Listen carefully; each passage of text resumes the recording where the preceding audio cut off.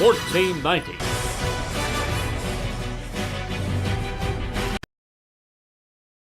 It's time now for the best high school sports action from the WBCB Sports Network. Catch the best games from Bucks and Mercer County at WBCBSports.com and our Facebook page. Your home for high school sports is right here at WBCB 1490.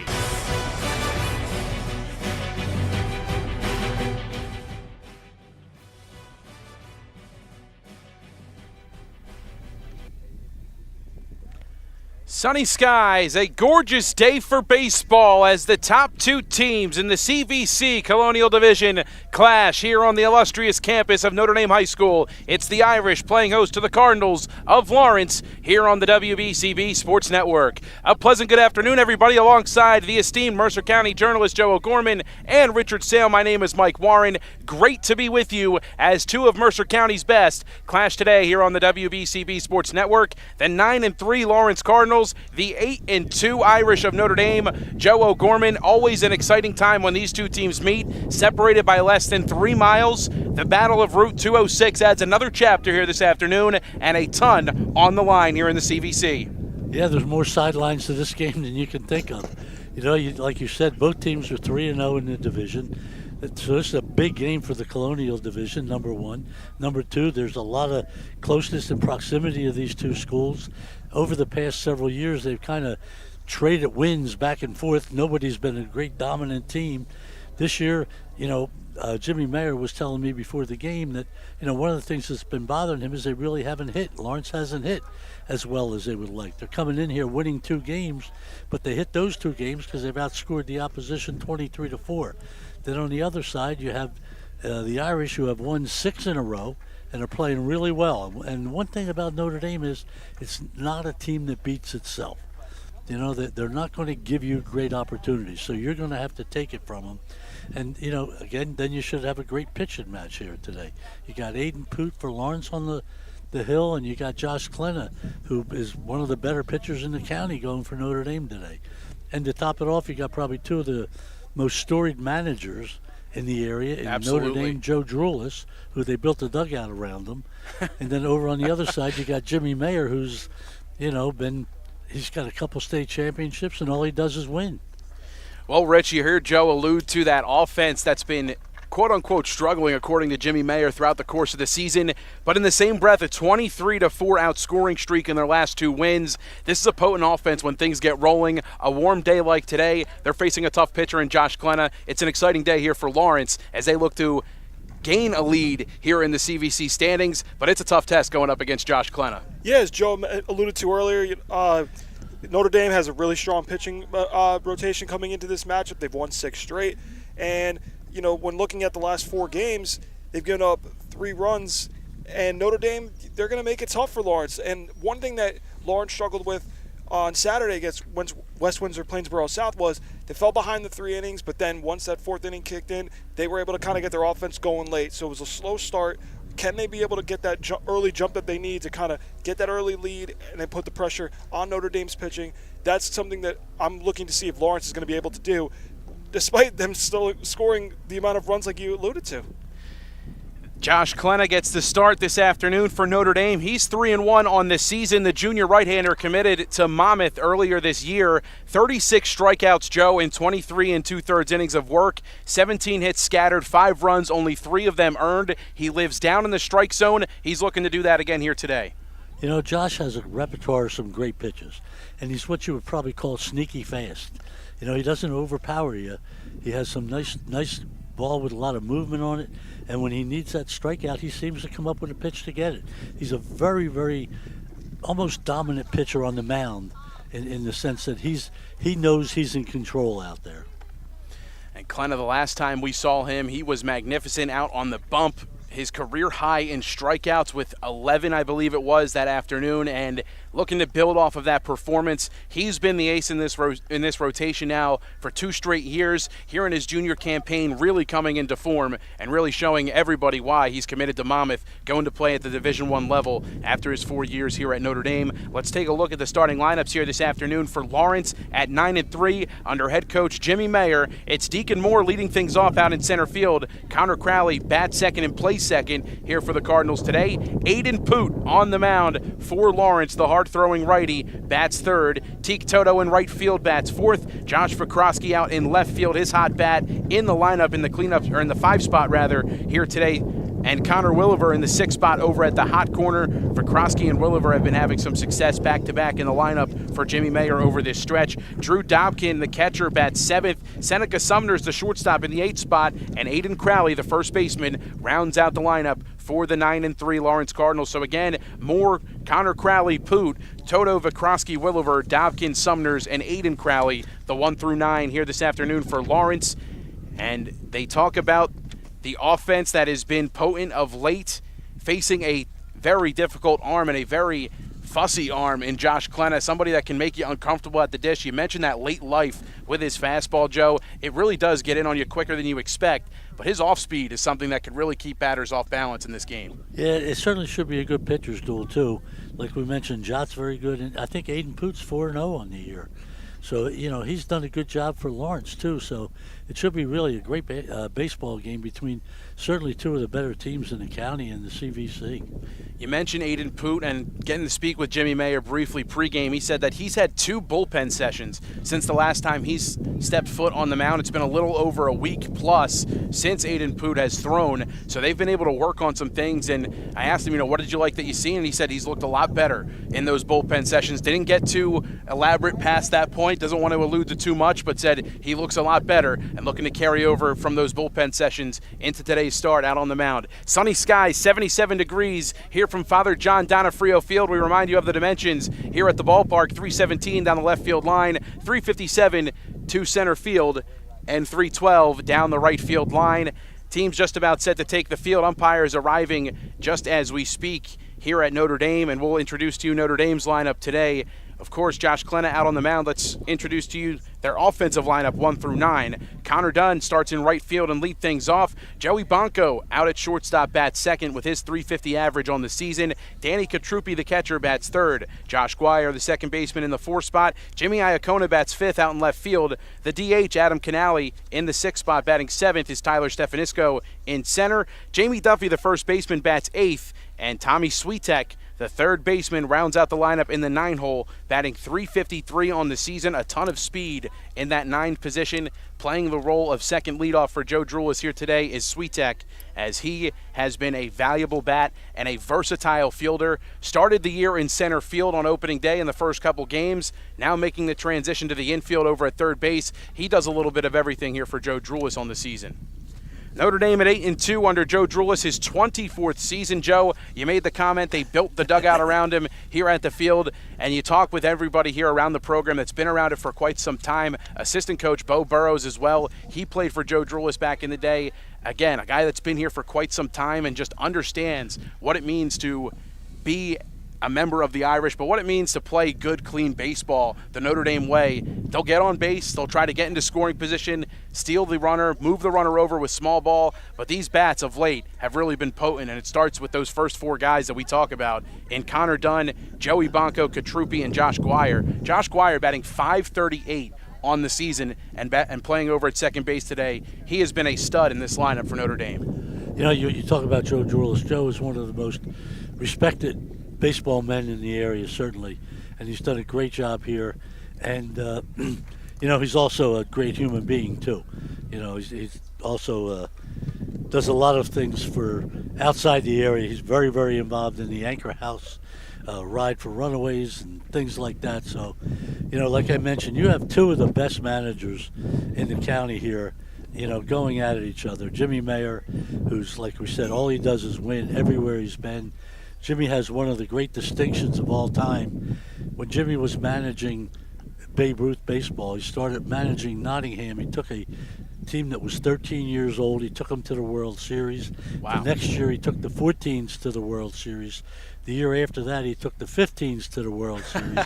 He took 3 straight teams to the Babe Ruth League World Series. Phenomenal. A great, just a great accomplishment. And he was telling me today too that 5 pitchers on that team went Division I. That's amazing. That is phenomenal. And Jimmy's always, he started his career out as a pitcher and a pitching coach, and he's developed into a great manager. So we have 2 good ones here. It should be interesting. Last time these 2 teams met, April 15th, 2024, it was right here at Notre Dame, a 6-4 win for Lawrence. 4 errors in that game from Notre Dame. That boded positively for Lawrence as they were able to take the 2-run victory back with them up Road 206 and back to Lawrence High School. The 2 schools we mentioned separated by less than 3 miles, and just a great rivalry between these two as familiar faces. A lot of the time you have kids who, their public school, if they didn't go to Notre Dame, they would go to Lawrence, and those ties, they run deep, and the rivalry is deep because of that. And this weekend they have the Lawrence Cup, where these 2 teams are going to meet on Saturday. It's a tournament thing. This is the CVC game with the division first place, shall we say, for right now on the line, but there's still a little season to be played. So they're going to play again on Saturday in the Lawrence Cup, which just, like you say, mentions to the fact that their schools are very close to each other. Seconds away from the Irish taking the field, Josh Klenna gets ready to make another start here for Notre Dame. A 6-game winning streak on the line for the Irish, 8-2 on the season, tied for first place in the CVC Colonial. Jimmy Mayer and the Cardinals of Lawrence, the back-to-back CVC champions. A trip to the Mercer County tournament a season ago, and with the CVC tournament in sight, a game that looms large for seedings and standings across the county. Yeah, this will be the first year of the CVC tournament. Last year it was still the Mercer County tournament, so now we'll be moving into just the CVC tournament. And it should be interesting, to see how it all plays out, because you got a good 6-7 teams in this county that can win that thing. Today's game on WBCB is brought to you by Team Toyota, Kessel Dermatology, the Capital Health System, the Revere Restaurant, NJEA, Notre Dame High School, Haldeman Ford, Jammer Doors, the Trentonian, the Trenton Thunder, the Italian People's Bakery, and Hyundai of Trenton, all proud to bring you today's coverage on the WBCB Sports Network. The junior right-hander makes his way out to the mound for the first time today. Josh Klenna ready to fire away his warm-up pitches. We'll remind you again how the Irish line up defensively. In the outfield from left to right, it's Iacona in left, Stefanisco in center, Connor Dunn in right field. In the infield at third base, Tommy Switek, Joey Bonko at short, Josh Guire at second, Jamie Duffy over at first, Danny Katrupi behind the plate. A gorgeous day for baseball, 77 degrees. Not a cloud in sight, and a cool breeze making its presence felt every once in a while. But, Joe, the first true feeling, for us at least, together here, calling some baseball. It feels like baseball weather finally here in April. It certainly does. The last time we were here, my nose was running. I thought it was snot. It was icicles. One thing we didn't mention about Josh Klenna, from the time I started seeing this kid when he was playing in youth ball, the moment is never too big for him. I think that's important, because he does what he needs to do. He doesn't get rattled. He doesn't get nervous. He takes care of business. A very business-like pitcher for his age. Klenna, the last time we saw him was an out away from going the distance against Hopewell Valley in a magnificent performance and setting a career high in strikeouts with 11 that day. Klenna at 3-1 on the year, ready to go this afternoon as the fans continue to file in for one of the best games here in the county to date this season, and what many might say is the game of the year between 2 of the top teams in the CVC, in the Lawrence Cardinals and the Notre Dame Irish. Well, it's also a game that's going to tell a lot about both teams as they start to head towards the final stretch of the season and the CVC tournament, and then eventually the state tournament. Deacon Moore lead things off for Lawrence as he steps in from the left side. Moore out in center field. Klenna into his windup in the first pitch on the way, swung on and fouled off. First pitch fired in at 3:59, right on time.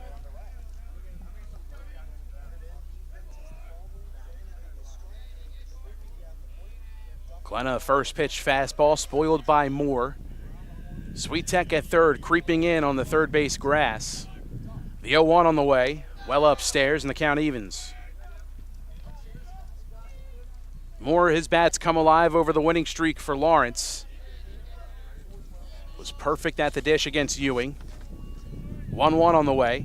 Upstairs, 2 balls and a strike. Outfield at normal depth to start off. Moore does have pretty good power. Big hole in the left side of the diamond. Go ahead, Joe. Josh just got to settle in a little bit. There he is, battle back, 3-2. Evens the count. 2 balls and 2 strikes. Duffy over at first, playing close to the line, respecting the left-handed bat in Moore. Glenn is 2-2 on the way. Taken down and outside, and the count fills up.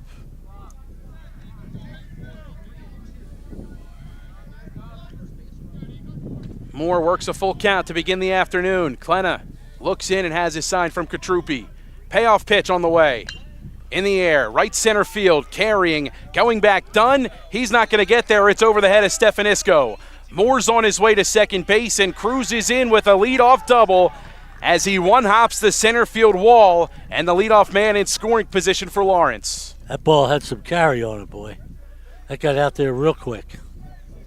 And Deacon Moore extends his hitting streak to 9 hits in a row, going back to the Plainsboro South game on Saturday and the Ewing game. So 9 hits in a row for Deacon Moore. Wow. His bat has been scorching hot of late. Might need some oven mitts to carry it back to the dugout. I've had seasons I didn't have 9 hits the whole year. Connor Crowley digs in from the right side, the second baseman. His first chance this afternoon. Nobody out and a man in scoring position in Moore. Klenna from the stretch, the pitch, bunted. Left side, it's going to dribble foul. Moore will head back to second, and a first pitch strike issued to Crowley. Jimmy Mayer knows the runs might be coming at a premium today, so he wants to get one on the board early here. Sacrificing right here in the first inning.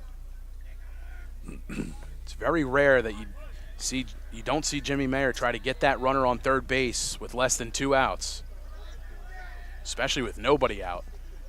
Klenna's 0-1, Crowley squares. Gets it down third base side. Klenna fields, fires in time to the covering Guire at first. Taking third is Deacon Moore. First run 90 feet away with 1 down.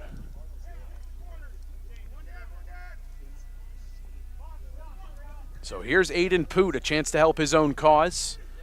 1 down and a man 90 feet away. Corners in for Notre Dame. Yeah, Poot's hitting like 328 for the Cardinals.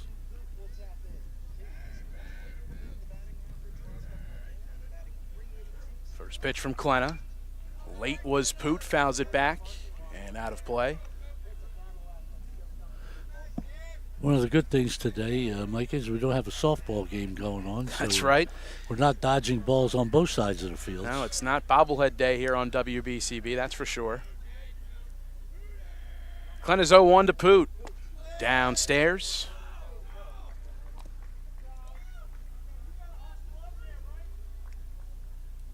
A great battle between these two, very similar in stature and similar in skill level.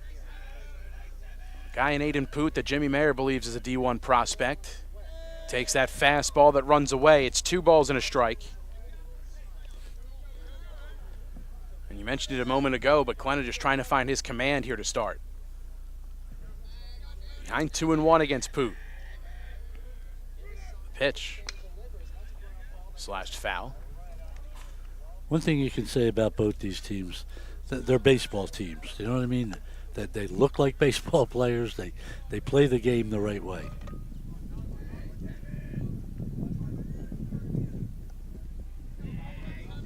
Two balls, 2 strikes.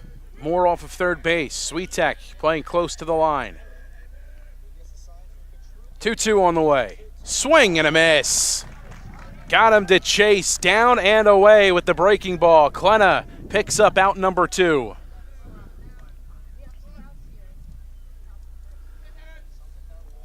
Teak Toto's coming up for Cardinals here.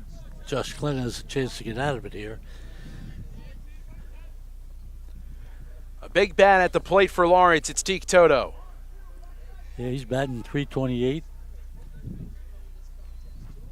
First pitch from Clenna, up and outside, a ball and no strikes. He's one of the guys that was struggling early for Jimmy Mayer and Lawrence, so I'm sure Mayer would love to see him deliver one here. Teak, a season ago, a magnificent junior campaign among the team lead in RBIs. 1-0 fastball, catches the corner and evens the count. That was a good pitch by Clinton right there.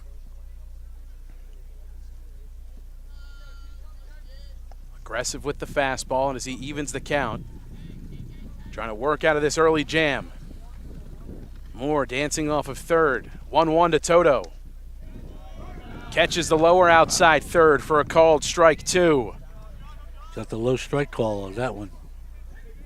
That's something that could really work in his favor today. A pitcher that loves to live knee high and just below it. A ball and 2 strikes to Toto. Clinton lives on the corners. 1-2 to Toto. Line to center field. Stefanisco can't make the catch. It's over his head.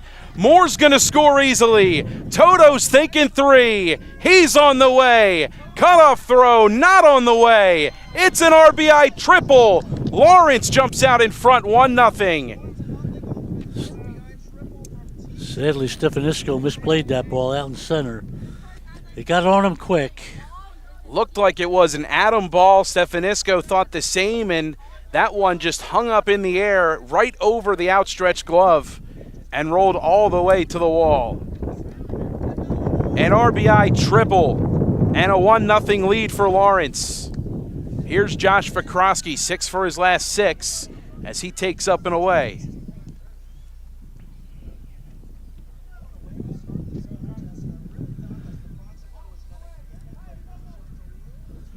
The pitch swung on and fouled away, a ball and a strike. Stefanisco, the senior in center field, one of the better center fielders as well. That ball just definitely a tough read off the bat for him.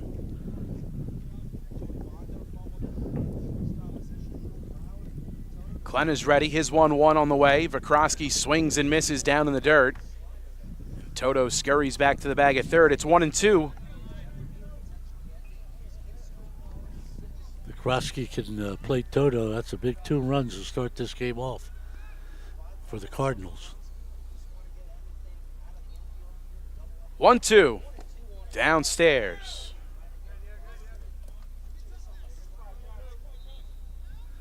Both balls that Lawrence hit were, boy, hit hard. Moore with a hard hit ball to right center, and Toto barreling one as well. Ready for the fastball. 2-2. In the dirt, 3 balls and 2 strikes.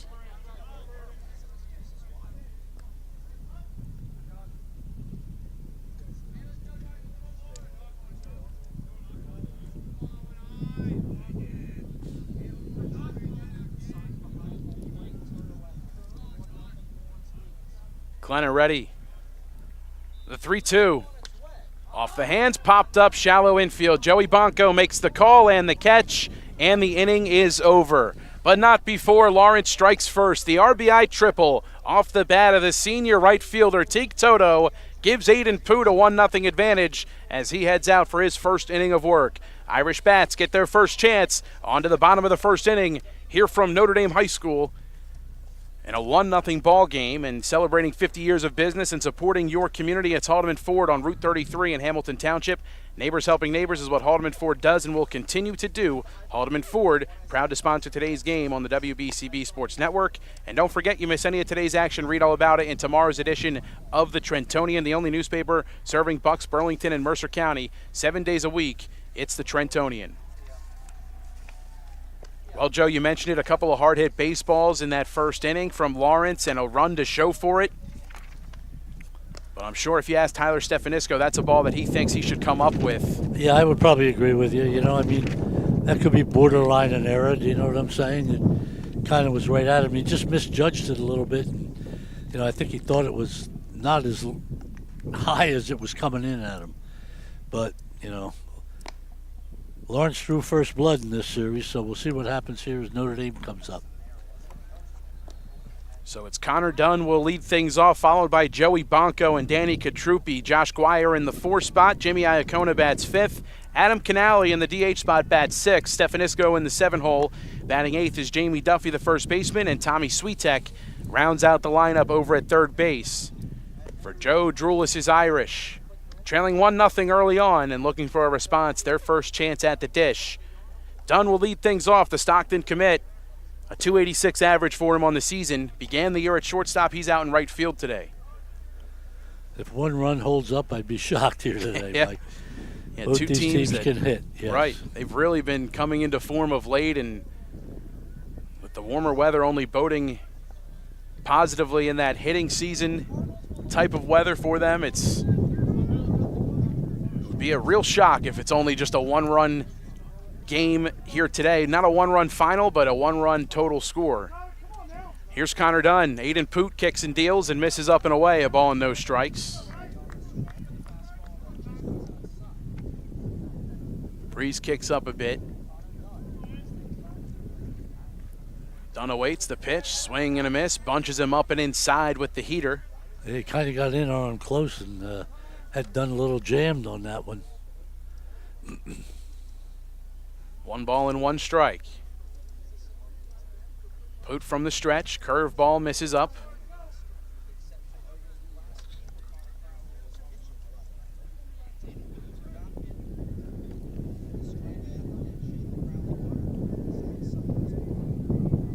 Two one. Belt high fastball in there for strike 2.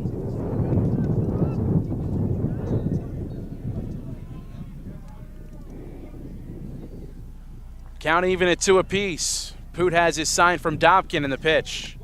And a called strike 3. Fastball right down the chute. 1 up and 1 down. Caught him looking on that one. Both times the fastball kind of got by him and he just looked like he wasn't ready for it. Jimmy Mayer mentioned he liked what he saw in those last couple of bullpens between his last start to now and Aiden Poot, and the fastball looking good to start for him this afternoon as he picks up the K in backwards fashion. Joey Bonco digs in, takes one knee high and a called strike. I think of the two, Lawrence is probably the more veteran team. A lot of these players played a lot last year. Notre Dame has a lot of guys that are relatively making their first varsity year as starters, several of them. 0-1 down and away. Bonco, the shortstop, his sophomore season, moved over to short about probably 5 or 6 games into the year. 1-1, left alone in the dirt.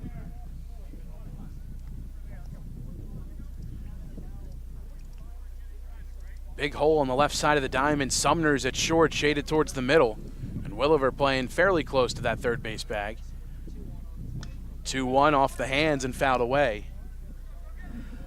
2 balls and 2 strikes. It's going to be a key for both pitchers. Don't get behind. You know, it's always tough to pitch from behind. And when you're in a game that has as much magnitude as this one, not where you want to be. Poots 2-2. Swing and a miss. Elevated fastball, blown past Bonco. 2 up and 2 down. Second K for Poot. Here's Danny Katrupi. Enters with a .357 average today. Looking to keep the inning alive with 2 down. A lively fastball from Aiden Poot to begin this afternoon. 1 away from a shutdown inning. First pitch to Katrupi, down and outside.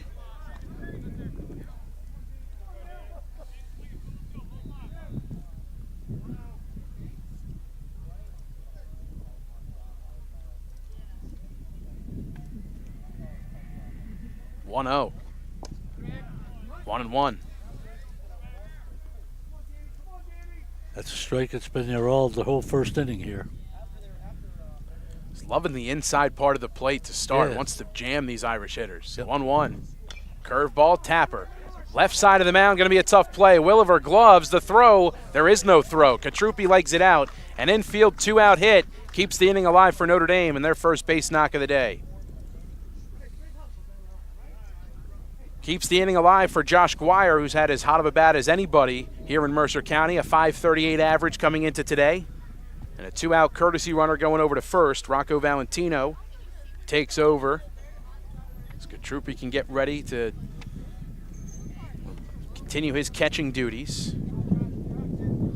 So good speed now on the base path. The courtesy runner in Valentino gets his lead off first. Crowley will hold him on. 2 down in the inning. Guire at the dish. The pitch late on the fastball as he swings through it. And again, Poot gets ahead, no balls and a strike.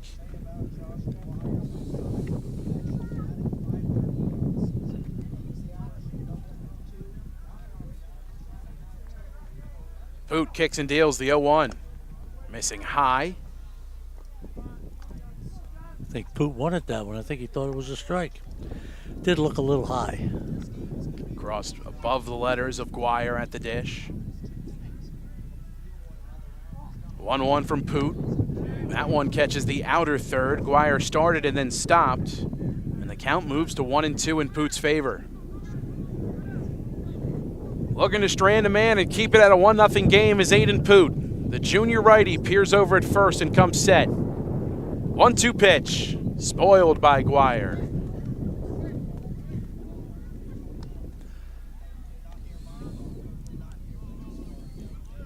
Big chance for Guire here to keep this inning alive. Guire battling. Poot looking for his third K of the inning. 1-2, well upstairs. Couldn't get Guire to expand on that one. Yeah, trying to get him bite on something up there. That was almost over Guire's head. 2 balls, 2 strikes. The power looks like it's out on the scoreboard in left field. Pitch on the way. Guire extends the zone that time, swings through the fastball. 3 Ks in the inning from Aiden Poot. A hit and a man stranded. Katrupi picks up the infield single, but that's it for the Irish. 1-0 the score, on to the second inning. Notre Dame trailing 1-0 to Lawrence.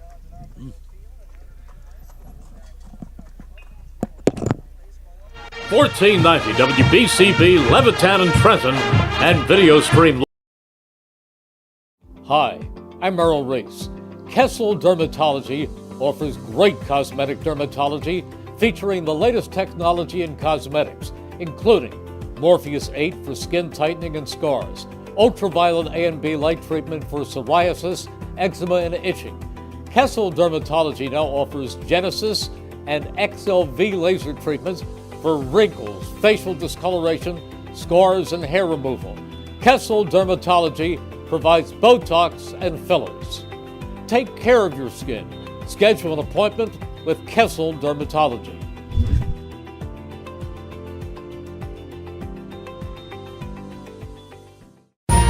Capital Health's primary care network continues to grow, bringing its extensive option of locations to your neighborhood. Whether you're scheduling a wellness checkup or not feeling well, advanced medicine starts with a Capital Health primary care doctor at locations near you in Mercer, Bucks, and Burlington counties. To find a Capital Health primary care location that's convenient for you, visit capitalmedicalgroup.org. That's capitalmedicalgroup.org. 6, 7, and 8 for Lawrence. 1-0 the score, on to top 2 here at Notre Dame High School. Connor Williver to lead things off alongside Joe O'Gorman and Rich Sale. My name is Mike Warren. A gorgeous day here in Mercer County off of Route 206 in Lawrenceville. The Battle of Route 206 continues, and the top 2 teams in the CVC Colonial clash here today on the WBCB Sports Network as Josh Klenna rears back and fires a strike 1 into Connor Williver. He gets ahead of the Lawrence third baseman. 0-1 quickly, just missing away, a ball and a strike. That looked good from here, but again, we don't have the best vantage point.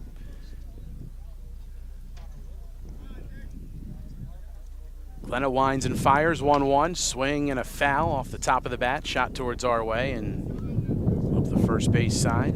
Boy, see a lot of spin on that ball. That ball came off the bat with so much spin. That's a little bit higher. That's a hot shot towards us. We're going to have to See how agile we are here at this broadcasting table. I gave Danny a quarter. He said he's going to get everything that comes right near me. He's going to pick it up.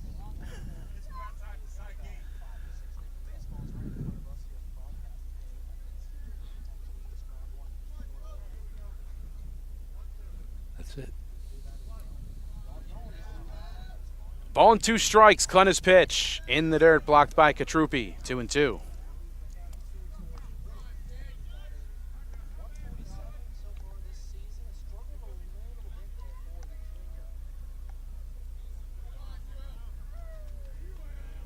Klenna's 2-2 on the way.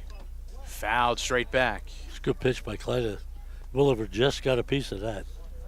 It's one thing with Josh, not afraid to challenge you with the fastball, especially in 2 strike counts.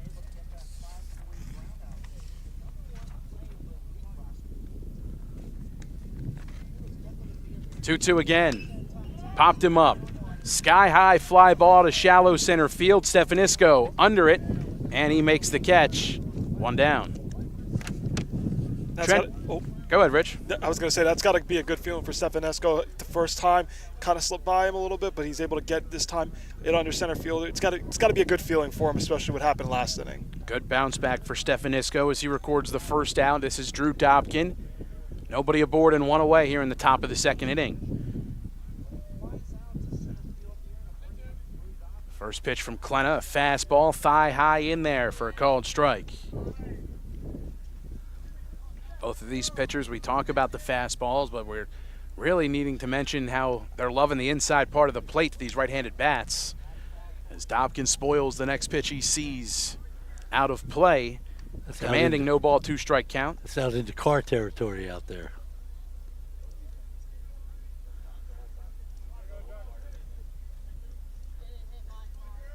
Klenna's pitch on the way. Swing and a miss. I think he got a little piece of it. And now the count 1-2. Correction, the first pitch ruled a ball. Thought the umpire signaled strike. 1-2, line to second. Leaping grab by Josh Guire. Guire extends fully into the air to make the catch. There's 2 away. Guire stole a single from Williver there. A great grab from Josh Guire as he flashes the leather. 2 up and 2 down for Klenna in the top of the 2nd. Here's Seneca Sumners. That's perfect timing on Guire's part. First pitch fastball, catches the outer third, a called strike. Sumners had a 3-hit day against Ewing, I believe it was, last time we saw Lawrence on WBCB. 0-1, just missing off the plate. This is like a Dodger crowd. It keeps arriving, keeps coming and coming. It's going to be a good crowd here. 1-1. Bouncer to short, gloved by Bonko, shuffles and fires in time. Over to Duffy at first, and the inning is over. Clean inning from Josh Klenna. He sets down the cards in order. 1-0 the score. On to the bottom of the 2nd inning here on WBCB. After the first, that's a good inning for Klenna and Notre Dame. Very calm inning from Josh Klenna. Again, just getting back down into the strike zone and forcing a ground ball out to end the inning. A great catch from Josh Guire out of the air. And the sophomore and Joey Bonko making the play look routine as it was at short. Aiden Poot heads out for his 2nd inning of work. And we remind you about Trenton Thunder Baseball returning for the 2025 season Wednesday, June 4th. Catch all the fun and excitement of a Trenton Thunder game throughout the summer. For ticket information, visit TrentonThunder.com/tickets or call the box office 609-394-3300, 609-394-3300. Trenton Thunder Baseball, Big League Futures, Major League Fun. And one of the best things about Trenton Thunder Baseball is that Mike Warren's on the mic there, handling all the play-by-play. Does a great job. Hey. Thank you, Joe. I appreciate it. Thank you very much. I don't know if it's the best thing necessarily for everybody, but it's certainly the best thing for me personally. There's no greater joy I have than calling games from Trenton Thunder Ballpark every summer. It's a lot of fun and a great, great franchise that draws in the masses year in and year out, and ultimately just a great cultivator for the community to come together on a nightly basis in the summertime. I know when Dave Sims got the Yankee job, I was talking to him and I said, congratulations. He said, thank God Mike Warren did not apply. Oh, I man. felt like I was in once Mike didn't apply. I'm sure he did. Jimmy Iacona will lead things off here for Notre Dame. He takes one down and away. A ball and no strikes to Iacona, batting .286 entering today. Jimmy's been pretty phenomenal out in left field for the Irish this year. A little bit late on the elevated fastball. Poot's bread and butter this afternoon so far. And it's 1-1. Poot's been on target. I mean, he's faced 3 batters, but he's looked pretty sharp. 1-1. Breaker catches the inner third knee high, and it's 1-2. That was a pitch he saw. He goes, should I, shouldn't I? Nah. He's executing both of his pitches with ease today. Ahead 1-2 in the pitch. Spoiled off the hands. We'll do it again at 1-2. Iacona, Adam Canale, and Tyler Stefanisco. 5, 6, and 7.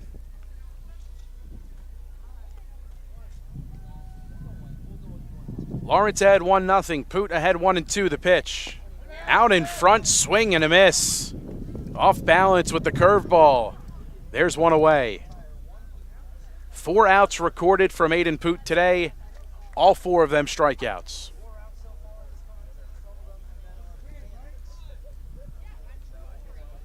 As Adam Canale makes his way to the plate from the right side.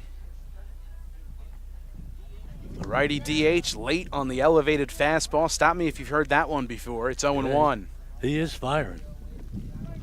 A lot of life on that heater today from Aiden Poot. The 0-1. 0-2, same pitch and same result. This is what's been good about Poot, too. He's gotten ahead of every batter so far. So you got an 0-2 pitch, so Poot's got to try to make him swing at something he doesn't want to. It's not a strike. 0-2, swing and a miss on the elevated heater. Tripled up on Canale. There's 2 down. 5 Ks for Aiden Poot. Here's Tyler Stefanisco.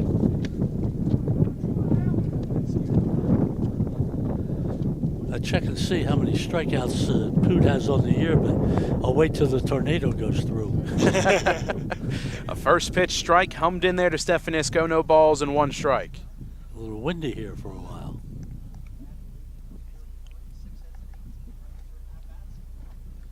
Oh, 0-1, breaking ball just misses. A ball and a strike, a stern take from Stefanisco. Good speed at the dish for the Irish. 1-1 from Poot. Liner into right field for a base hit. Toto can't field it cleanly, and Stefanisco legs it out with ease. A 2-out base knock for the Irish. Back-to-back innings with a 2-out hit. Toto, you could see, was getting ready to fire into first to try and cut down Stefanisco before he could reach base. But that ball just popping in and out of the mitt allows Stefanisco to reach easily. He leads off of first, a sizable one at that. Crowley holding him close. Here's Jamie Duffy at the dish. The pitch. Fastball, a called strike at the belt. Maybe now that the door's open, Notre Dame will be a little bit more anticipating at the plate. 0-1, well high. And we know Notre Dame likes to run, so wouldn't be surprised if they don't send the guy here, get him in scoring position. A ball and a strike to Duffy. Pitch on the way. That one catches the corner, 1-2. Duffy batting .130 to begin the year.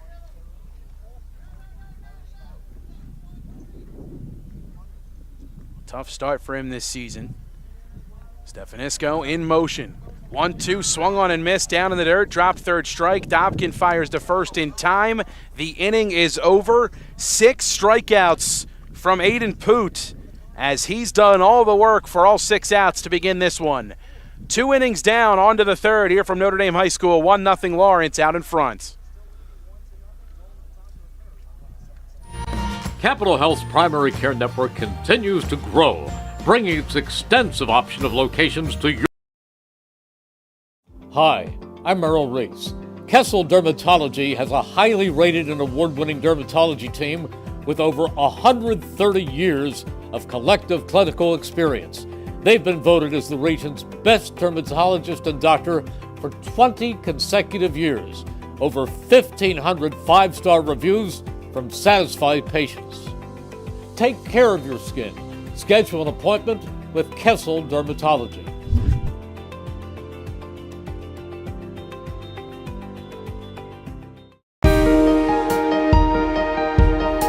Hi, I'm Sean Spiller, President of the New Jersey Education Association. On behalf of the 200,000 educators in all of our public schools, we wish all of our student athletes the very best luck in today's competition.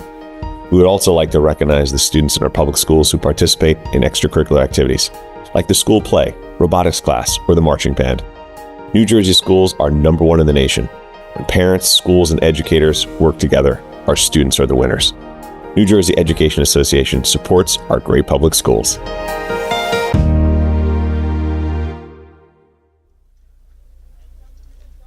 Two innings down and on to the third. Josh Klenna out for his third inning. And Crowley, his first chance of the afternoon. He'll get things going in the third.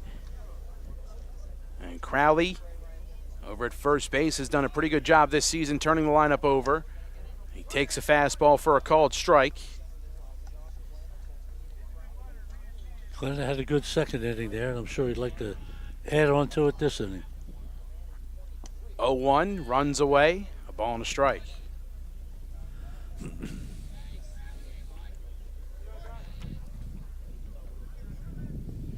Klenna's 1-1. Swing and a miss. A hearty hack at the fastball comes up empty from Crowley. Klenna works a favorable 1-2 count. 1-2 on the way. Well upstairs.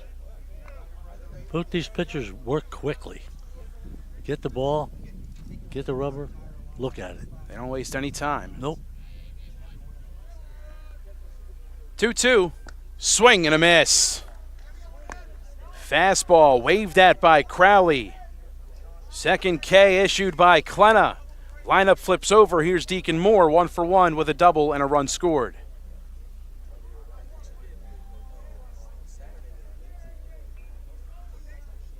He got all of that double in the first inning out there to right center. First pitch off speed, misses off the back foot. And that was on a full count, too, in the first inning when Moore got on the double. Swings and misses at the next pitch fastball, and the count evens at 1 apiece. Yeah, he stayed right on top of it, Rich. Good call. Yeah, him and Toto both drove the ball to the deepest part of the park. Got just about every stitch.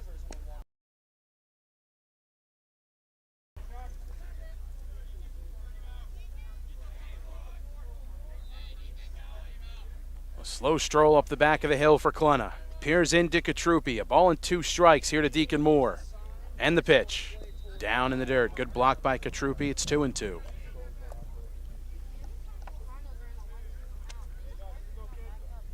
Connor Crowley in the on-deck circle.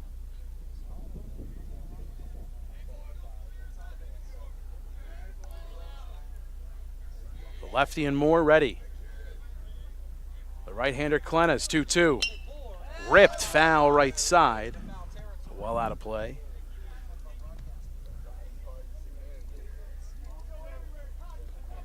Somebody's taking that one back to the Pines Tavern. That'll be on a shelf somewhere. 2-2. Swing and a tapper. Catches a piece of Katrupi.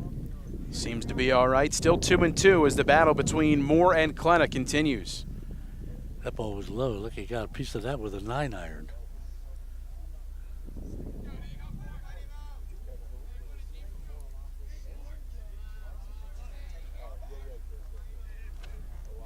Couple of shakes. No from Klenna. Now agrees in the 2-2.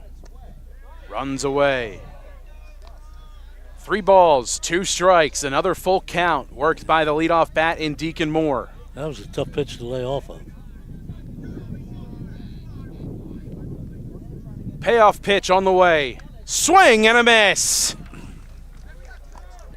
2 up, 2 down, and 2 Ks in the inning. 3 overall for Klenna. 2 away. Here comes Connor Crowley. That was Here It Is, hit it if you can. And that concludes a 9-hitting streak for Deacon Moore that lasted over 3 games. First pitch swinging, popped up. Not too deep to right field. Coming in, racing, and making the catch is Tommy Switek, now in right field. He records the final out. The inning comes to a close. Set down in order are the Cards. 1, 2, 3. 2 more Ks picked up by Josh Klena as Switek puts the wheels on display and races out to make that catch to end the inning. We remind you about the Italian People's Bakery, proud to support today's broadcast on WBCB. Visit them at 63 Butler Street in Chambersburg. The finest rolls, deli meats, and pastries. You can drive by to smell the homemade bread made daily or have them cater your next party or affair. The Italian People's Bakery at 63 Butler Street in Chambersburg since 1936. Defense on display so far from the Irish since the first inning. Switek racing in to make the catch. Klena issuing some Ks, and it's been a really good job so far from both of these pitchers. If you don't mind, let me switch sports on you, Mike, for a minute. Sure thing. I don't know if you saw the news the other day out of Rutgers, but A.J. Sarace is number 2 on the depth chart at quarterback. Wow, look at for that. the Scarlet Knights this year. So AJ, it's quite an accomplishment for young Sarace. That it is. Who will be a redshirt freshman this year. Fantastic for AJ, and it's good for him, and hopefully he gets some positive minutes this year. Looking forward to seeing him thrive in the spring game coming up soon for Rutgers, of course. I saw, unfortunately, it was his former high school teammate as well, Gabe Winowich, has entered the transfer portal.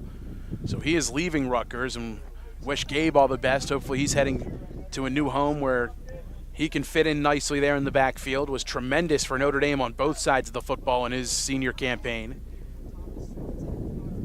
Switek to lead things off, 9-1-2 for Notre Dame. Don't you mean the seniors 3 months? Yeah, that's right. That's right. They both enrolled early at Rutgers. Strike fired into Switek. Count is 1-1 to Tommy.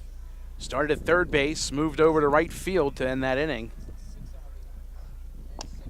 Swung on and fouled into the mitt. 1-2. Foul tip that time from Switek. Again, the fastball lively here from Poot. See if he doubles up on that fastball. Peers in and has his sign. The 1-2. Fastball cut on and missed. 7 Ks for Aiden Poot, as his fielders wondering maybe when they're going to get a ball hit their way. I don't know. They might as well leave their gloves in the dugout.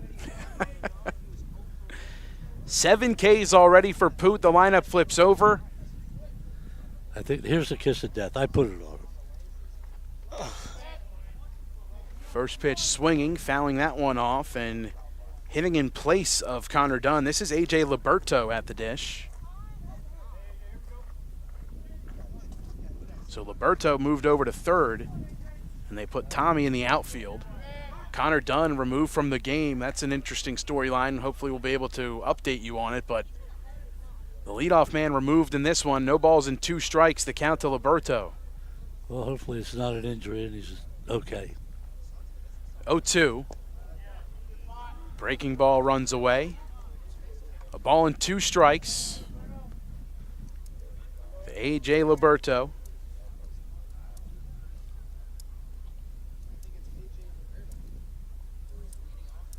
One, 2. Hit in the air towards center field, carrying towards the alleyway, racing and making the catch is Deacon Moore. Liberto puts a good swing on it and sends it towards the deepest part of the park. But Deacon Moore on his horse coasts into the alleyway. 2 away here in the third. Boy, he ran that down real nice. So here's Joey Bonco with 2 down and nobody aboard. The first out, that wasn't a punch out for Poot today. Rears back and fires another fastball that catches the corner. And And another first pitch strike from Aiden Poot. He is locked in out on the mound today. The 0-1. Low liner, snared out of the air by Sumners at short.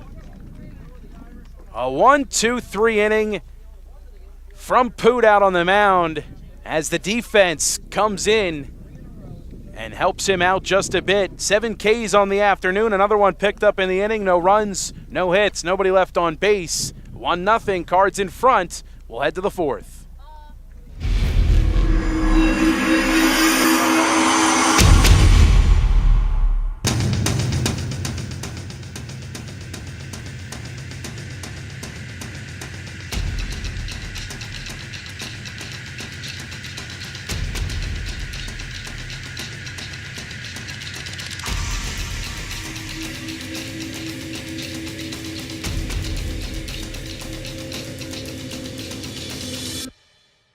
Hi, Merrill Reese reminding you to come back home to traditional Italian cuisine at the Revere Restaurant, 802 River Road in Ewing Township. You'll always feel welcome at the Revere. It's like stepping back in time where you'll feel like you're dining in South Philly or New York's Little Italy. Start your meal with complimentary Hoboken bread. Choose from a menu featuring fresh seafood dishes, succulent steaks and chops, or homemade pasta dishes. You can even eat at the bar. The Revere is open 7 days for lunch and dinner. Private room available for special affairs, plus catering. For reservations, call 609-882-6365. That's 609-882-6365. Come home to traditional Italian cuisine. The Revere Restaurant, 802 River Road, Ewing Township.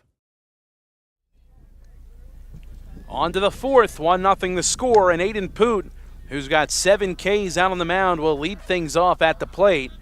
Josh Klena back out for his 4th inning of work. 1-0 the score. The 1 run coming on the RBI triple from Teak Toto that played at Deacon Moore after he began the afternoon with a leadoff double. Since then, shutdown innings from Josh Klena out on the field, and the defense been there for him ever since. Here's Aiden Poot. He's 0 for 1. He struck out swinging against Klena. The first K issued by Josh on the afternoon. Boy, the pitcher's duel through 3 innings there. First pitch from Klena. Missing down and away, a ball and no strikes to Aiden Poot. I think it's kind of what we've been saying, since the pregame. I mean, the pitchers have been kind of the story so far, like Joe has alluded to. But, I mean, they both are throwing amazing heat. Both are mixing it up really well. The placements are great. It's going to come down to who can kind of get those hits to kind of extend those runs. Ball and a strike now to Poot. He fouled the next pitch away, 1-1. Just runs off the dish. I agree, Rich, because, 1 run's, that's not a great cushion. 2 balls and a strike, and the fastball misses well up and inside. Poot might have just bought himself another fastball, and the count moves to 3-1. Might be the first 3-1 count Josh Klena's had all day. Swing and a pop-up, foul ground over our heads and well out of play. And another full count here on the afternoon. The 3rd full count worked so far from the Lawrence bats. 3-2. Upstairs, taken for ball 4. The leadoff man is on base for the first time since the first inning for Lawrence. So that'll bring Teak Toto to the plate. He's 1 for 1 with a triple. An RBI on his line so far as well. Poot over at first. He runs well. Gets his lead. Duffy will hold him on. Middle infield at double play depth. And a big hole on the right side of the diamond for the lefty bat in Toto. First pitch placed on the outer third, a called strike. The Cardinals have a fair share of left-handers in their lineup. They all hit for great contact. Yeah. Klena fires one over to check on Poot. He gets dirty and back in time. And I will say, as we're approaching the middle of the order for Lawrence, that's kind of when they started to kind of get some runs built up last time against West Windsor, Plainsboro South Saturday, to where they kind of got some runs going early. So this middle of the order, I think, is going to be key to try to get those runners on base, kind of extend that cushion of a lead. Klena living on that outside corner. Ahead, no balls and 2 strikes. Toto asks for time and is granted.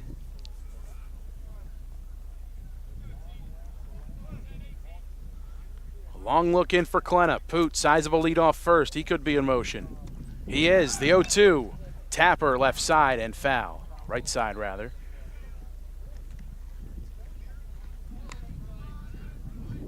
Do it again, and no balls and 2 strikes. Now Klenna's ahead. Toto's got to be careful up there. See if Klenna Poot's has in a motion pretty good again here, repertoire, too. Yeah.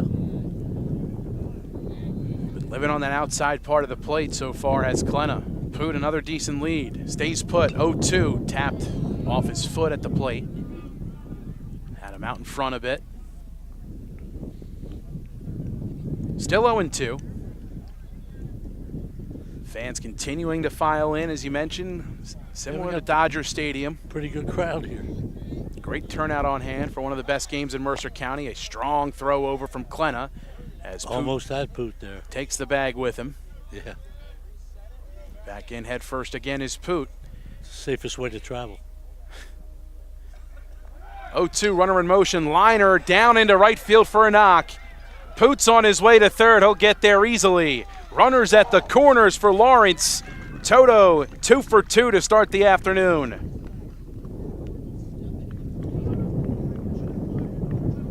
Man at the corners for Lawrence. Nobody out. And a chance for the Cards to tack on to their lead. Here's Josh Vikrosky. Popped up to short his last time up. That ended the first.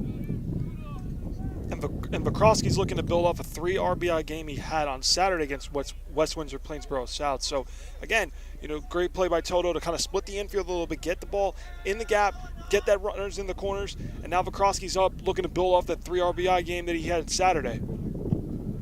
Big chance for Vikrosky. First pitch. Check swing. Did he go? The appeal. There is none. It's a called strike. Yeah, I thought it was a good pitch. He went all the way around, too. 0-1. Shot on the ground, right side, through into the outfield for a hit. An RBI single for Josh Vikrosky as he cashes in with a runner in scoring position. 2-0 Lawrence. Good call, Rich, on that RBI. And back-to-back hits for Lawrence where they kind of split the infield, kind of get it right through the infield, get into the gap, advancing the runners, and now you got a runner on second and first, splitting the infield. I think these are the kind of hits that Lawrence is going to need to kind of get those runs going, extend their lead. But they're going to be tough ways to kind of get in those gaps. With Duffy playing the runner on first and Toto, a decent-sized hole, but a hard-hit ball, able to sneak through with ease off the bat of Vikrosky. Runners at first and second, still nobody out. This is Connor Williver. He flew out to center his first time, showing bunt. Duffy crashes, gets it down back to the pitcher. Klenna goes to third, gets the lead runner. Throw to first, picked by Guire as runners at first and second remain, but an out recorded as Klenna able to get the lead man and Teak Toto over at third base.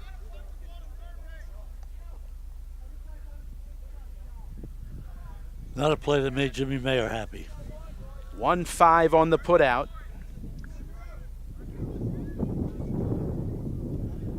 Got to get that bunt along the lines. Still a force at any base defensively for the Irish. Dobkin at the plate, first pitch swinging, pops it up. Not too deep out towards right center. Sweetek under it. Tagging from second and bluffing. A great throw from Sweetek.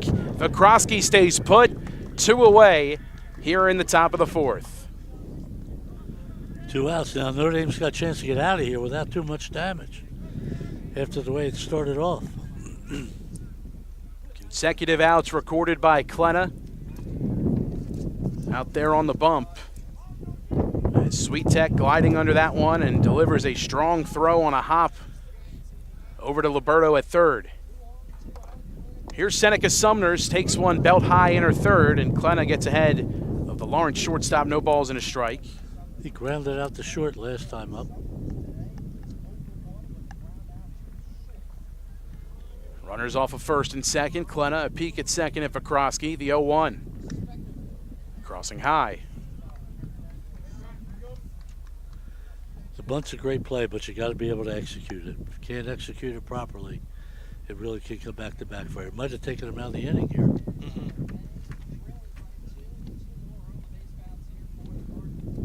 1-1. Bunt shown, pulled back by Sumner as Vikroski on his way to third. He's out. Missed opportunity from the Cards. Vikroski caught in no man's land, and Katrupi mows him down. 1 run comes across in the inning for the Cards. 2-0 Lawrence in front. On to the bottom of the 4th. Notre Dame needing a response, trailing by 2. 1 run on 2 hits.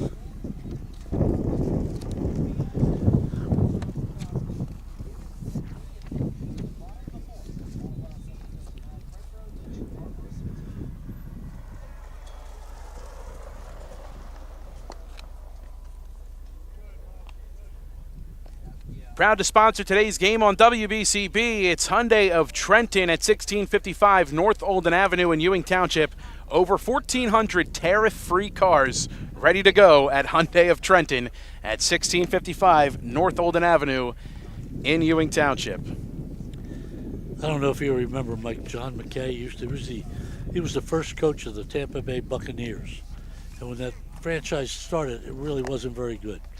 So somebody asked him one time in a press conference, "What did you think of your team's execution today?" McKay goes, "I'm all for it." I think that's how Jimmy Mayer feels right now after that inning. Well, caught stealing to end the inning. Vikroski mowed down on the base paths, and trying to get the bunt down was Sumner's, unable to do so. Vikroski started and then stopped halfway through, then started again towards third, and Danny Katrupi in plenty of time to mow him down. And here he is to lead things off in the bottom of the 4th inning. Notre Dame trailing 2-0, another run across for Lawrence, and spinning on that breaking ball down in the dirt is Katrupi, a ball and no strikes. As Aiden Poot with his 7 strikeouts gets back out for his 4th inning of work. Another run up on the board for support in his favor. And a swing and a foul back by Katrupi on the fastball, a ball and a strike. Notre Dame got off the strikeout line there for a while, so hopefully they can keep getting some contact. 1-1, up and outside. And it's unusual that Poot's behind in the count, 2-1. He's been ahead of most every batter. Yeah, first time he's really fallen behind today. Yeah. He's pitched beautifully. 2-1. Runs away, 3 balls and a strike.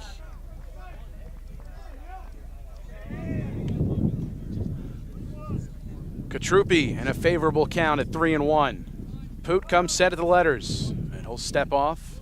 Time called, and some manicuring of home plate needed before this 3-1 pitch on the way to Katrupi.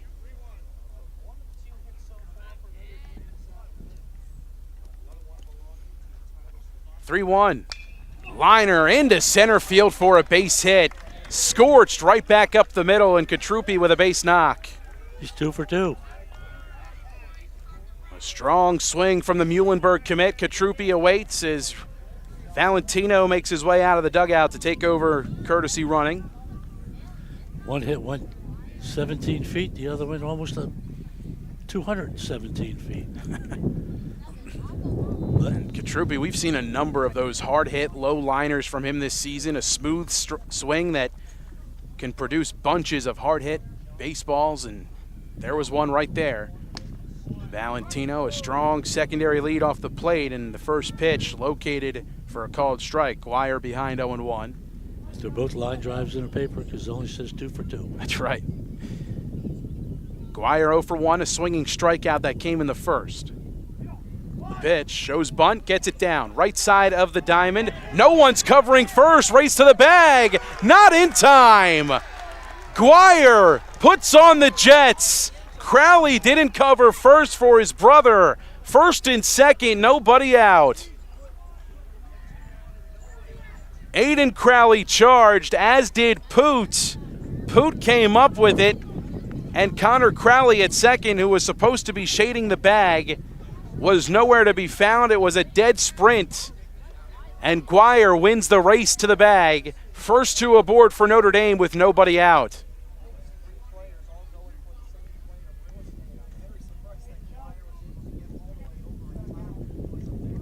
Guire 1 for 2, an infield single for him on that one, and great speed aboard for Notre Dame. Jimmy Iacona comes to the dish. He's 0 for 1, a swinging strikeout for him. And this mound visit from Jimmy Mayer, definitely not about the performance on the mound, but No. fundamentals in the field. Yep. This was not one's a fastball, two's a curve. Corners are in for Lawrence, as they still try to figure out what's going on with the first base bag. Yeah, it's not holding real good. Apparently the stem that it's supposed to be on. Here comes Joe Drulis with a hammer and a... Aiden Crowley doing the dirty work with his bare hands, shovel. just getting in there and trying to get rid of some of that dirt to create space for the peg to go into the base down there. Just popping up a bit above the dirt. Don't want anyone rolling an ankle on the bag. And so some time here on the first base adjustment. Great work from Joe Drulis and company. Aiden Crowley doing his job. Here's Jimmy Iacona. Add maintenance to Joe's list of duties. He does it all. Iacona shows bunt, takes, but it's a called strike. It's the first little bit of trouble Poots found himself in. And Iacona showing bunt. You could see the rotation in the infield from Crowley at first crashing in. Second pitch missing away, and the count evens at 1-1. Great chance here for Notre Dame. 2-0, Lawrence in front, one across in the first, another in the top of this inning.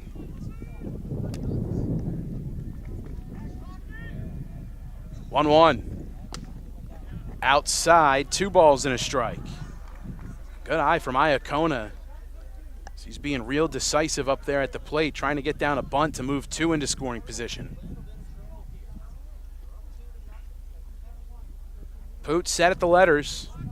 2-1. 2-2. Joe Drulis might be forced to take the bunt off now with 2 strikes. You don't want to give it out away with a foul ball.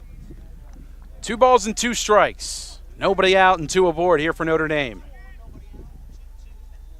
Poot's pitch. Swing and a miss. Got him to dip downstairs. The off speed snapped off by Poot. 8th K of the day. That's a big out for Lawrence and for Poot. Yeah, One down, and here comes Adam Canale. Go ahead, Rich. Yeah, totally agree with you, Joe. I mean, they needed that. I mean, that's got to feel good for Poot, especially 2 hits that he gave up. That, and you want to try to make sure that you keep those runners on base. First pitch missing downstairs to Canale. Yeah, and it also keeps the double play in order now, which could get him out of the inning. Not easy to turn it in high school sometimes, but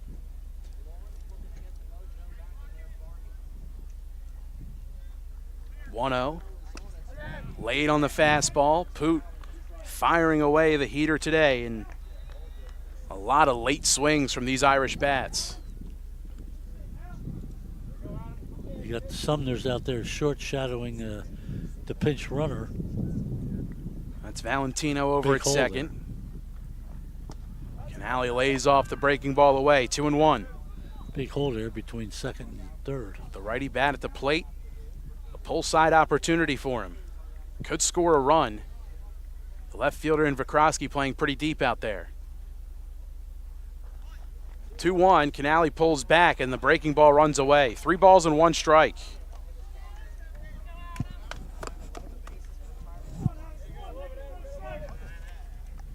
Let's see if Canale's sitting fastball on a hitter's count. 3-1. Guire off of first, Valentino off second. 1 away, a force at any base for Lawrence. The pitch. Fastball, called strike. And it's 3-2. Battle back on this one. Trying to win the battle is Poot. Yeah. Runners lead off first and second. The 3-2 pitch. Ninth strikeout of the day for Aiden Poots. 2 down.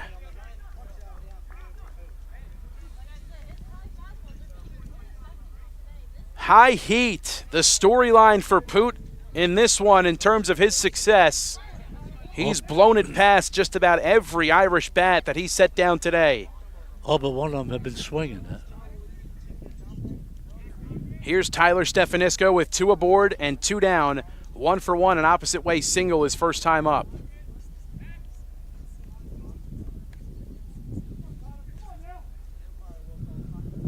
Tyler entered today with the average at 333. I think Took an uptick. Stefanisco's the guy right at the plate that Joe Droulis wants. Had a nice hit last time up. Senior awaits, first pitch, popped up, right side. That'll head well towards the bleachers and out of play. He's a veteran player. He knows what's needed. A big chance for the senior center fielder to come up big here. Runner in scoring position. Irish got the first 2 aboard with nobody out, in danger of stranding him. 0-1 runs away.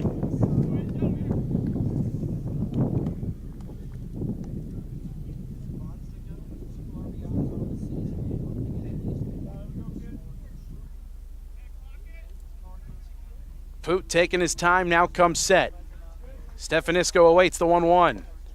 2-1. Poots put a little too much pressure on himself right here. Falling behind early here. 9 Ks on the afternoon for the junior right-hander in Aiden Poot. His 2-1 in the dirt. Nice stop by Dobkin. Runners stay put. 3-1. Another 3-ball count in the inning. It's the 3rd of the inning. First came against Katrupi to lead off the inning. This is definitely Stefanisco's pitch. This Poot's going to have to come in with it. 3-1. Late on the fastball, outside edge. Full count at 3-2. Runners will be in motion with the payoff pitch.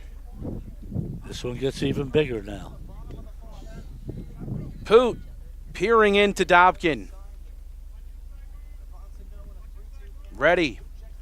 And before the payoff pitch, a move over to second. Trying to keep Valentino close at second. Tying run aboard for Notre Dame. It's Guire on first. Valentino on second. The 3-2, runners in motion. Fouled away by Stefanisco. Yep. We'll do it again at 3 balls and 2 strikes. Start the merry-go-round.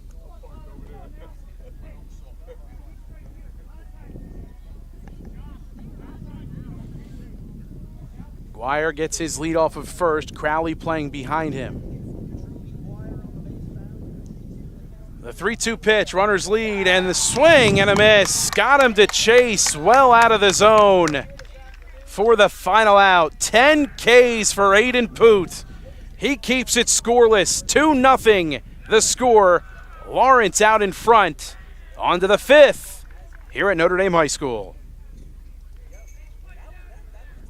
Boy, Poot just reared I'm back. Earl Reese. Kessel Dermatology is the place for all general dermatology needs. For acne, rosacea, eczema, psoriasis, hives, warts, and other growths. They have a friendly and courteous staff, and they can usually offer appointments within 24 hours for emergencies. Take care of your skin. Schedule an appointment with Kessel Dermatology.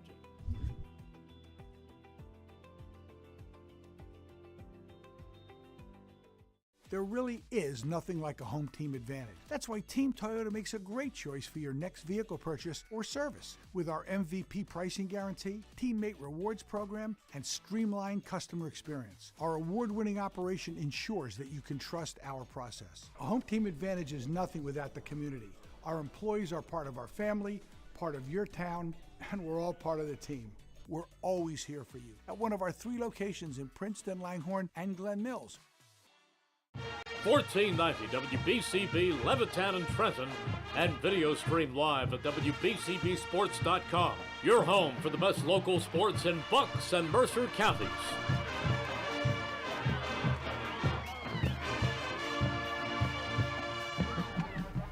Four innings down and on to the fifth here from Father John Donofrio Field on the campus of Notre Dame High School. 2-0 Lawrence in front. As we head to the fifth, Josh Klenna will face Seneca Sumner's Aiden Crowley and Deacon Moore due up this inning, although it looks like Yariel Guzman awaits in the on-deck circle. So he could be hitting in place of Crowley. Fastball hummed in, belt high, 0-1 the count to Sumner's. Sumner's was at bat when Visrosky got thrown out trying to steal third. Klenna's 0-1. Runs away, a ball and a strike. That's where the count was when Visrosky was caught.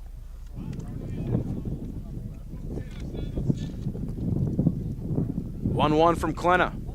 Well upstairs. 2 balls and 1 strike, some activity down in the pen. It looks like that's Aiden Crowley getting loose down there, so that's why Jimmy Mayer having Guzman hit for him. Bouncing ball right side of the diamond. Guire on the backhand, bobbles, and everyone's going to be safe. Everyone meaning the solo man and Sumner's, of course. E4.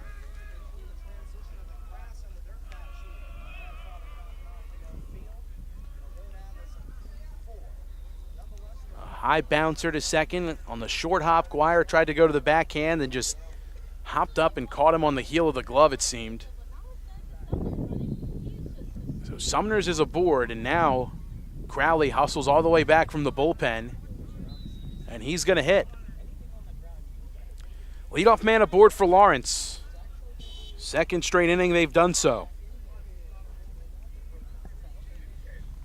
Forcing Klenna to work from the stretch. First pitch. Crowley shows bunt. It gets away from Katrupi, and Sumner's is in scoring position with nobody out. Pass ball, I do believe. Ball was in the dirt, but I thought it was right there. Seemed like it caught the glove of Katrupi. Yeah.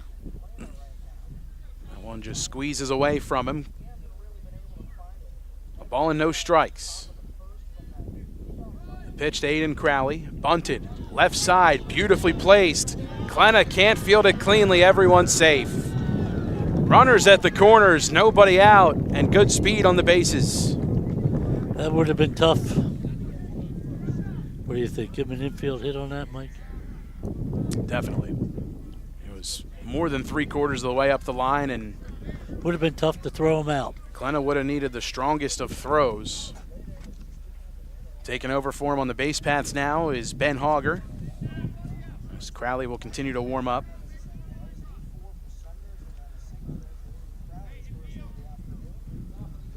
Lineup flips over. With men on the corners, Katrupi gives out the infield signs how they want to approach this defensively.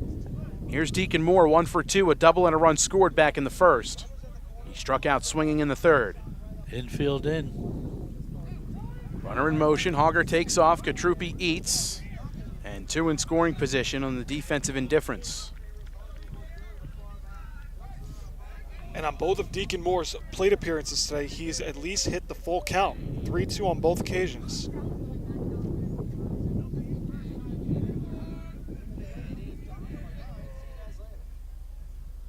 0-1 from Klenna. Quickly 0-2 as he taps that one away. No balls and 2 strikes.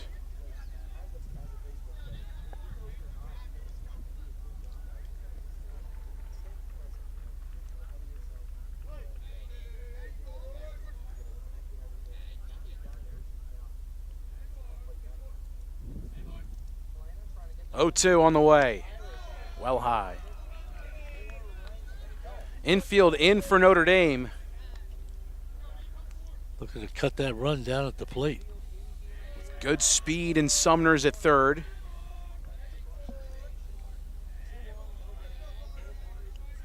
Hauger runs well at second. Only force at first. 1-2 in the dirt. Stopped by Katrupi, and a good one at that. 2 balls and 2 strikes. Looks like Adam Canale heads down to start to loosen up.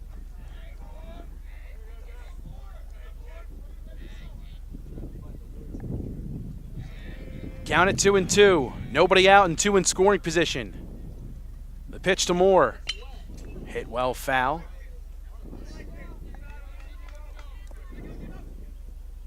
On this full count, Rich is 1 pitch away from sounding like Nostradamus.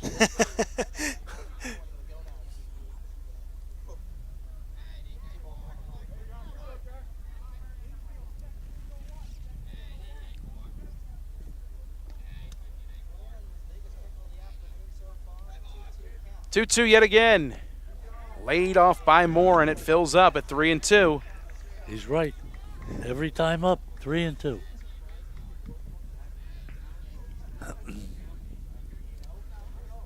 First base open. Nobody out in the inning. Cardinals threatening. 2 in scoring position, leading this one 2-0. Big pitch here for Notre Dame. The 3-2. Inside, ball 4. One thing about Deacon Moore, he's going to make you work. I mean, 3 straight plate appearances with full counts.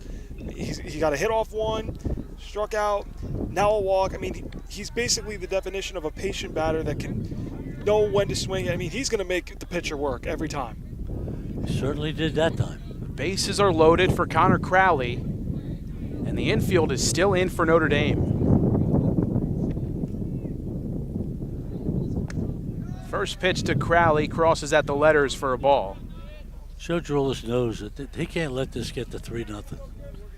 Not the way that the Lawrence has been pitching, even if they do go to Crowley next inning. Crowley's been just as shut down out of the pen as anyone in the starting rotation for Lawrence this year. I mean, Poot gave him a great 4 innings if he's done.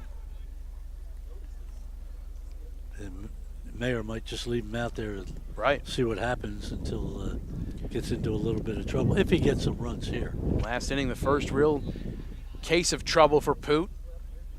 Glenn in a bit of a jam himself. Behind 1-0 to Crowley with the bases loaded. Nobody out. The pitch. Fastball called strike. Good pitch.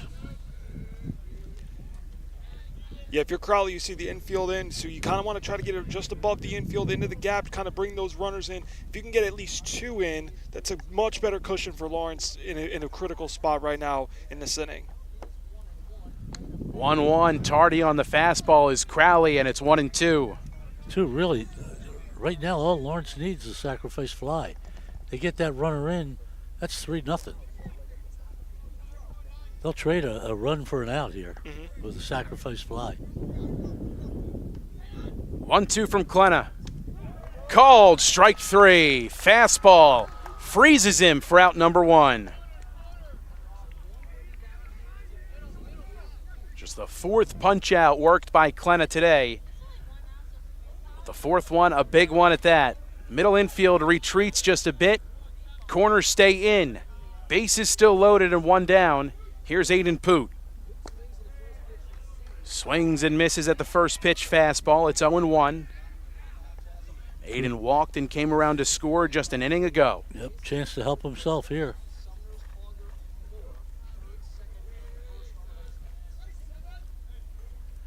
Glenna's 0-1. Upstairs.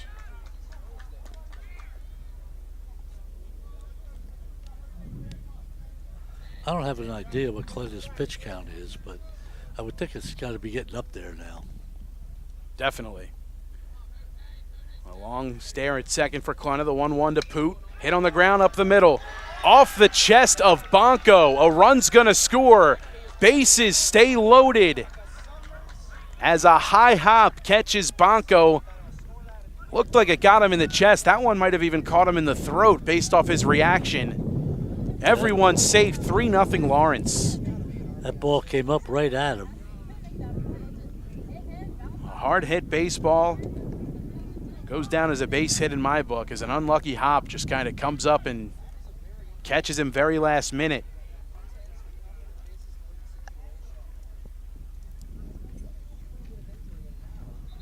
So Moore on second. Looks like they're taking Klenna out, maybe. Slow stroll out to the mound as they're going to talk some things over with Klenna. Canale down in the pen and maybe just trying to buy some time for him as well. Deacon Moore's on second base. Sumner's just came across to score. Third run of the day. Josh Glenn is stating his case, that's for sure. Like to stay in there, I'm sure. And that's going to be it for Josh Klenna. 4 1/3 from Klenna today. 3 come across. The base is still loaded and just 1 out. The call to the pen for Notre Dame. We'll take a quick break here on WBCB. Lawrence leading this one 3-0 over the Irish.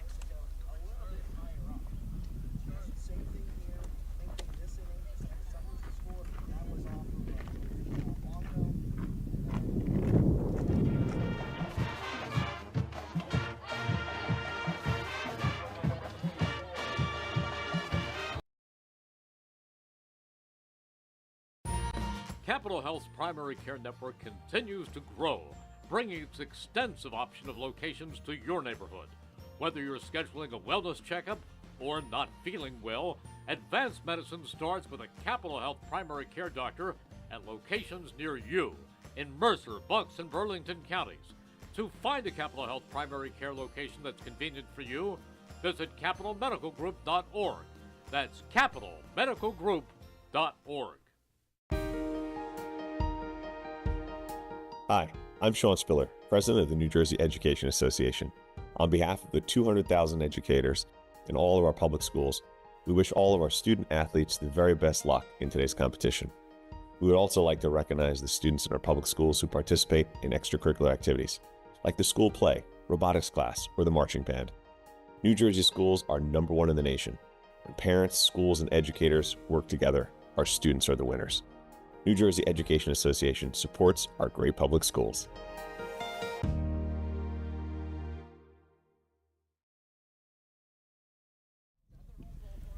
Celebrating 50 years in business, Haldeman Ford on Route 33 in Hamilton Township. Neighbors helping neighbors is what Haldeman Ford does.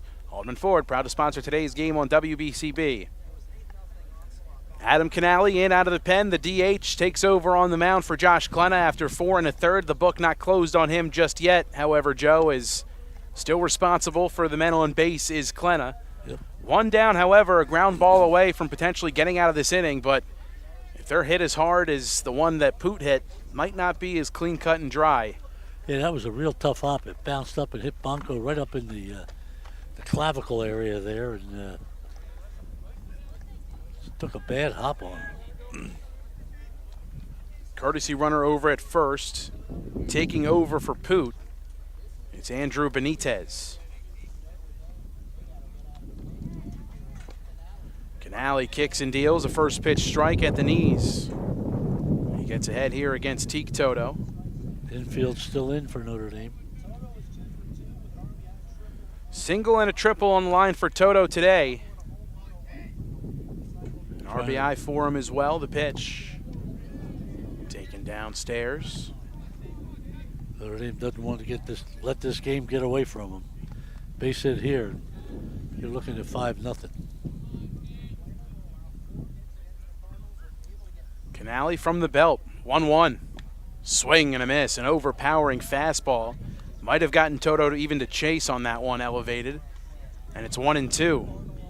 Infield all the way in for Notre Dame. Runners on every base, nowhere to put them. 1 across in the inning. It's a 3-0 advantage for Lawrence. Threatening for Moore. Hogger on third.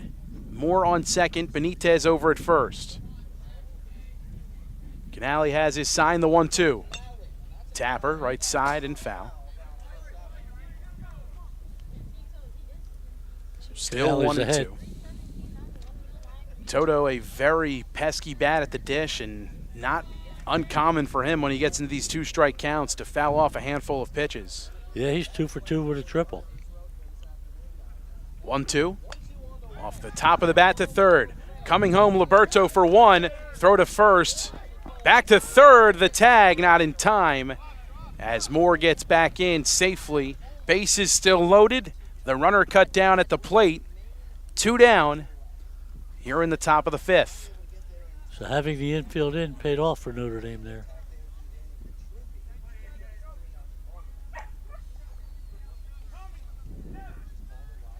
So Benitez on second, Moore on third. Here's Josh Vikrosky already with an RBI on his line today. 1 for 2. Was caught stealing back in the fourth. Got to give Liberto credit at third. He made a great throw home. Heads up play from A.J. Liberto, thrusted into this game after Connor Dunn removed.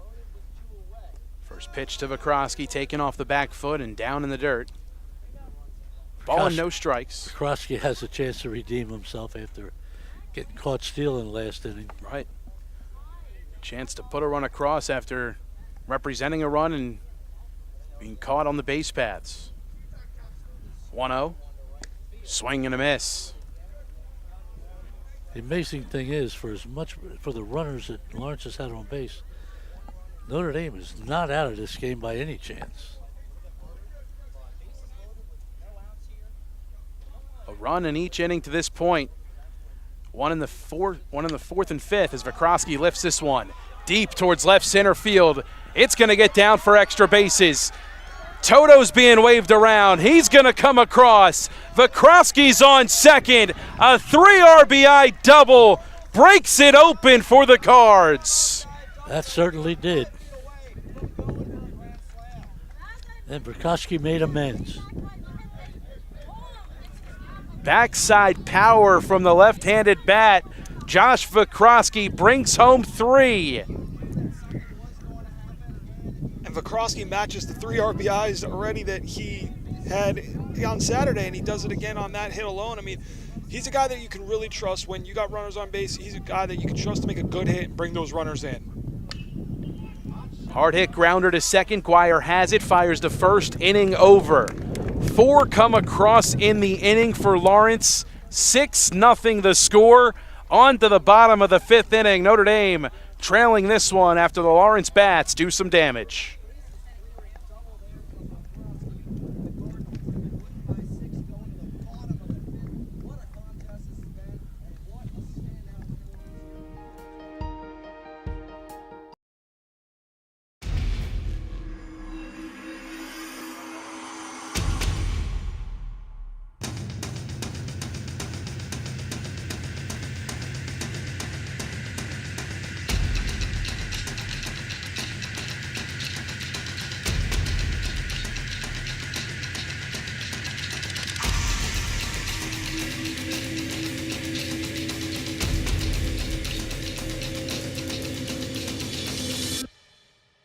There really is nothing like a home team advantage. That's why Team Toyota makes a great choice for your next vehicle purchase or service. With our MVP pricing guarantee, teammate rewards program, and streamlined customer experience, our award-winning operation ensures that you can trust our process. A home team advantage is nothing without the community. Our employees are part of our family, part of your town, and we're all part of the team. We're always here for you at one of our 3 locations in Princeton, Langhorne, and Glen Mills.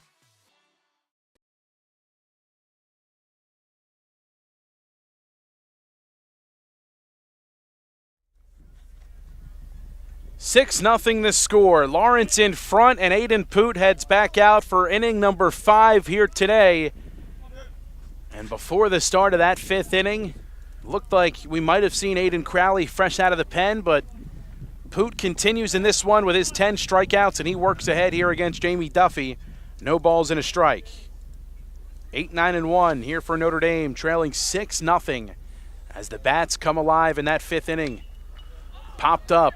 Right side of the diamond, Crowley makes the call and the catch on the first base line. 1 down. We'll bring up Tommy Swiatek. I think that triple kept Poot in the game.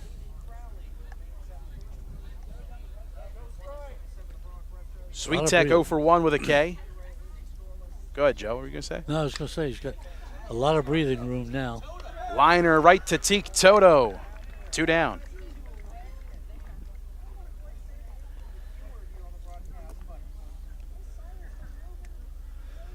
I would think, though, this might be the last inning for Poot. Of course, he's been very economical this inning. What's he throwing, 4 pitches? Say less than that. Lineup flips over. It's A.J. Liberto. He gets behind of Poot. No balls and a strike.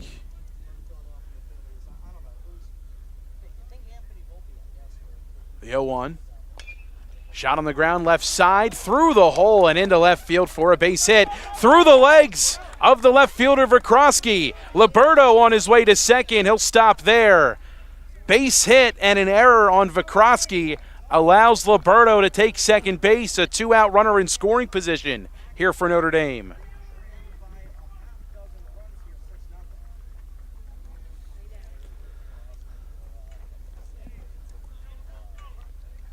Liberto in scoring position for Joey Bonco, the 2-hole hitter. 0 for 2, lined out to short his last time up. First pitch from Poot, swung on and fouled straight back. Poot doesn't look like he's lost any inches on his fastball with that pitch. Not even a little bit. He's really had a lively heater today. He's done a nice job picking and choosing when to elevate it and when to run it in, even both at times, up and in on the hands. We've seen him force a number of swings and misses on that fastball. 0-1 taken and a ball and a strike. And I will say one thing about Poot after that last inning. He did show great composure, kind of getting those 2 outs when it looked like, they were starting to get some runs going. But great composure by him to get those 2 outs. And I think if he can get this out, his composure's going in a good way. Catching the outside corner is Poot. 1 ball and 2 strikes, the count moves. That's very true, Rich. He was on the cusp there of, Notre Dame coming back and tying it up. Liberto off second. The 1-2 to Bonco. Well upstairs, 2-2. Need a step ladder to hit that one. Well above his head. 2 balls, 2 strikes, and 2 down. A man on second for the Irish. 2-2. Up and outside, and the count goes full.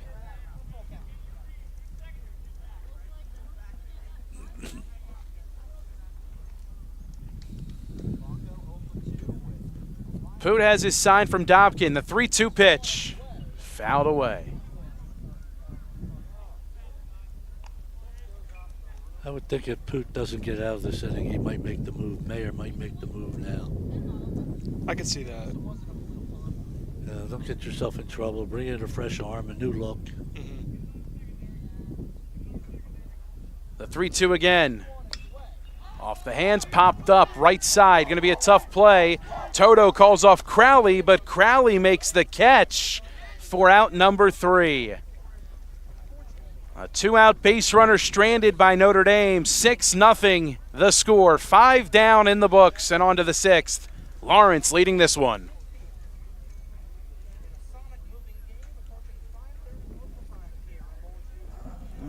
Merrill Reese remind you to come back home to traditional Italian cuisine at the Revere Restaurant, 802 River Road in Ewing Township. You'll always feel welcome at the Revere. It's like stepping back in time where you'll feel like you're dining in South Philly or New York's Little Italy. Start your meal with complimentary Hoboken bread. Choose from a menu featuring fresh seafood dishes, succulent steaks and chops, or homemade pasta dishes. You can even eat at the bar. The Revere is open 7 days for lunch and dinner. Private room available for special affairs, plus catering. For reservations, call 609-882-6365. That's 609-882-6365. Come home to traditional Italian cuisine. The Revere Restaurant, 802 River Road, Ewing Township.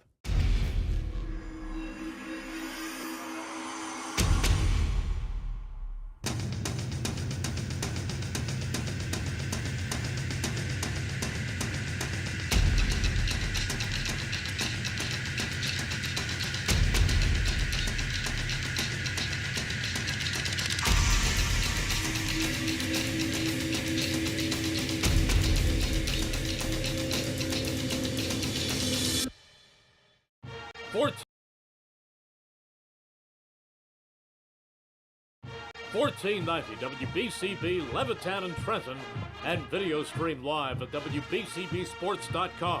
Your home for the best local sports in Bucks and Mercer counties. Adam Canale remains in the game, on to inning number 6, and a 6-0 advantage in favor of the visiting Cardinals from Lawrence. First place in the CVC Colonial Division on the line today, and the Cards with a 6-run advantage here in the late innings, looking to add on a couple of more. Drew Dobkin will lead things off here for Lawrence. It'll be 7, 8, and 9 for the Cardinals. Dobkin so far today 0 for 2, lined out to second, and flew out to right field his last time up. For 4.2 innings, this had the look of a tournament game. 3-2, 3-0, real tight. And then Rich Vikrosky ended all that with a bases-clearing triple.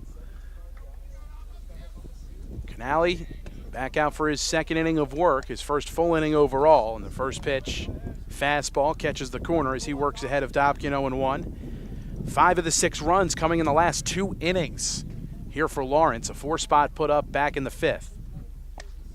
Breaker misses up and in. The ball and a strike. The activity continuing in the Notre Dame bullpen as they want to get another arm ready just in case. 1-1 from Canale off the hands and squeezes through the infield into right. Swiatek has it and fires it back in. The leadoff man aboard for the 3rd consecutive inning here for Lawrence, and that's been the recipe to success for them offensively in this one. Here's Seneca Sumners, reached on an error his last time up. Came around to score.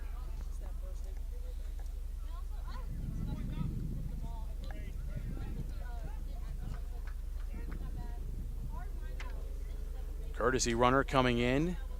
Yariel Guzman takes over for Dobkin, the catcher. Puts his oven mitten on to run the bases. More and more common, you're seeing the oven mitts in baseball, and Yep. rightfully so. You don't want to jam a finger or have your hand stepped on or knelt on trying to swipe a bag. Sumner's at the plate, first pitch, tries to get the bunt down on an elevated pitch from Canale and fouls it back. Expands the zone, and Canale in result ahead 0-1. Jimmy Mayer's not going to give up basic baseball. Just keep moving them runners. Get him on, move him over, and bring him home. That's the name of the game. Liberto crashes, bunt shown. Sumners can't get it down, and it's 0-2. With his speed, Sumners might be bunting on his own, too. He's got some speed. Get out of there. I think based on Jim's reactions, he's been given the sign. Canale ahead 0-2. Guzman off of first. Jamie Duffy trying to keep him close. The 0-2 curveball just missed off the inside part of the plate. Looked real good for strike 3, but just off the inner third according to the home plate umpire. 1-2. Curveball shot foul. Had him out in front.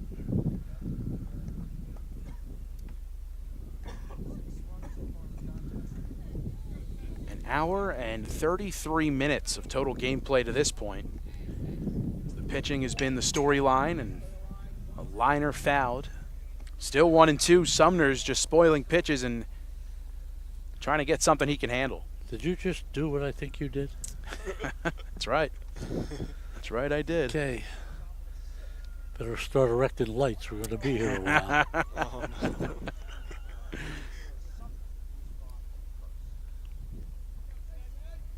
Guzman off of first.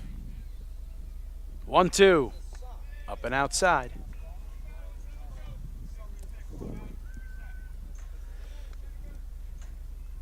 Top 2 teams in the CVC Colonial Division.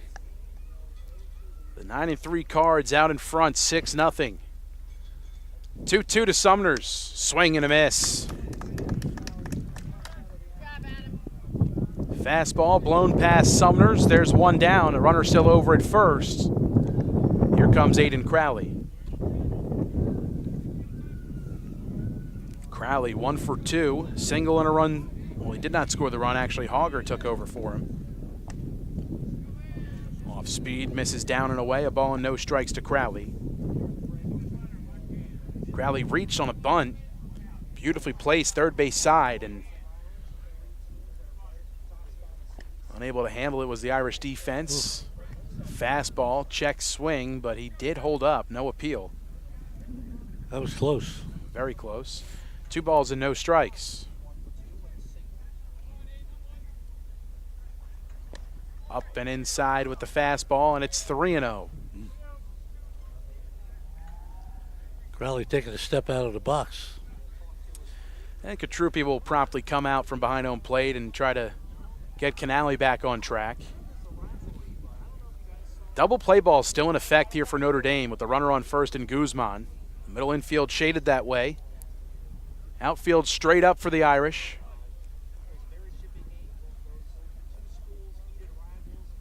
(3-0) in there for a called strike. Canale battling back now. Good hitters count here for Crowley. The pitch. Back-to-back fastballs, identical location, 3-2.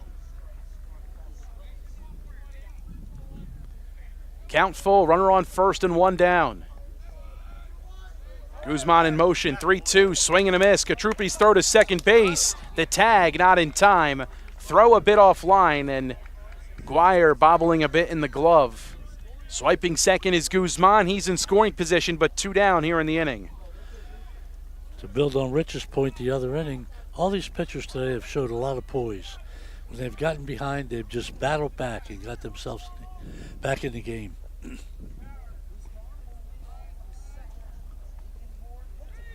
Here's Deacon Moore. Takes one down in the dirt, a ball and no strikes. The runner stay put. Katrupi keeps it close enough. Moore, a 1-for-2 day, featuring a walk and a couple of runs scored. 1-0. Off the hands.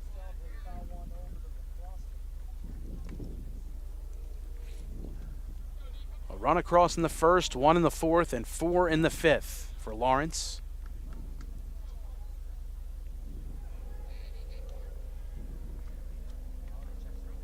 (1-1) on the way to Moore. Down in the dirt. That one gets away from Katrupi, and taking third. Standing is Guzman. Wild pitch on that one. That it was.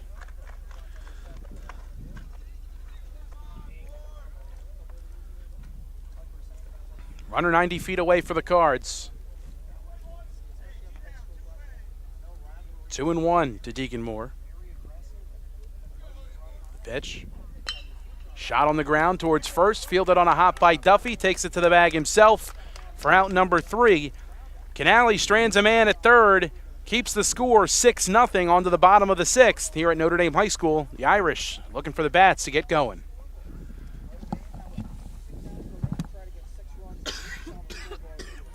Capital Health's primary care network continues to grow, bringing its extensive option of locations to your neighborhood.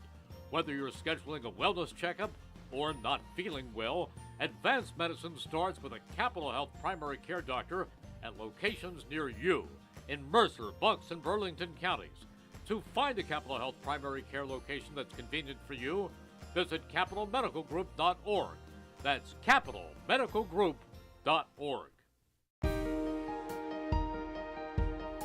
Hi, I'm Sean Spiller, President of the New Jersey Education Association. On behalf of the 200,000 educators in all of our public schools, we wish all of our student athletes the very best luck in today's competition. We would also like to recognize the students in our public schools who participate in extracurricular activities, like the school play, robotics class, or the marching band. New Jersey schools are #1 in the nation. When parents, schools, and educators work together, our students are the winners. New Jersey Education Association supports our great public schools.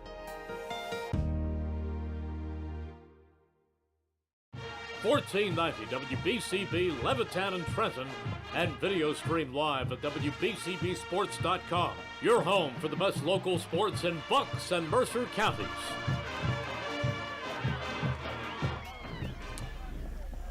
Danny Katrupi will lead things off. Katrupi, Guire, and Iacona. 3, 4, and 5 here in the bottom of the 6th. Notre Dame trailing 6-0. Aiden Poot back out for inning number 6, and a first pitch fastball runs away. A ball and no strikes. Katrupi, a 2-hit day for him so far. A line drive single shot right back up the middle his last time up in inning number 4. If Notre Dame's going to do anything, these are the 3 guys they want. 3, 4, and 5.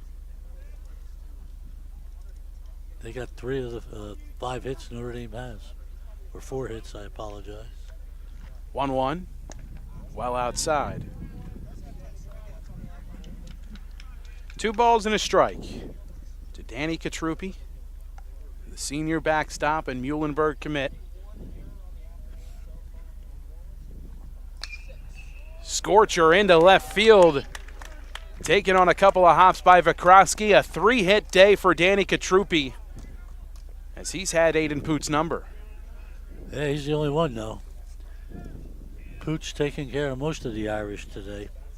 Valentino takes over for Katrupi over at first, as he has all 3 times today. And a 3-hit day from Katrupi in the 3-hole. Here's Josh Guire. A single his last time up, but he was stranded.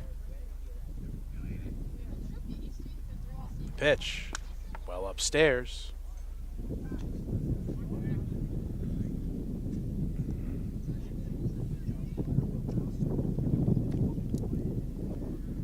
Jim Mayer makes the call for time and comes out of the dugout. A slow stroll towards the mound. Yeah, this might be it for Poot. Yeah, figured after that hit that he gave up, he kind of figured too, even after last inning that, Poot might get pulled. We'll see. A slow conversation between the two. Mayer requests the baseball. The call to the pen is for the first baseman in Aiden Crowley. A pitching change on the mound. Leadoff base runner for the Irish after Danny Katrupi's single. It's Rocco Valentino running in his place on first. Aiden Crowley takes over from first on the mound. We'll step aside on to the bottom of the 6th. Just nobody out and a man on first when we return.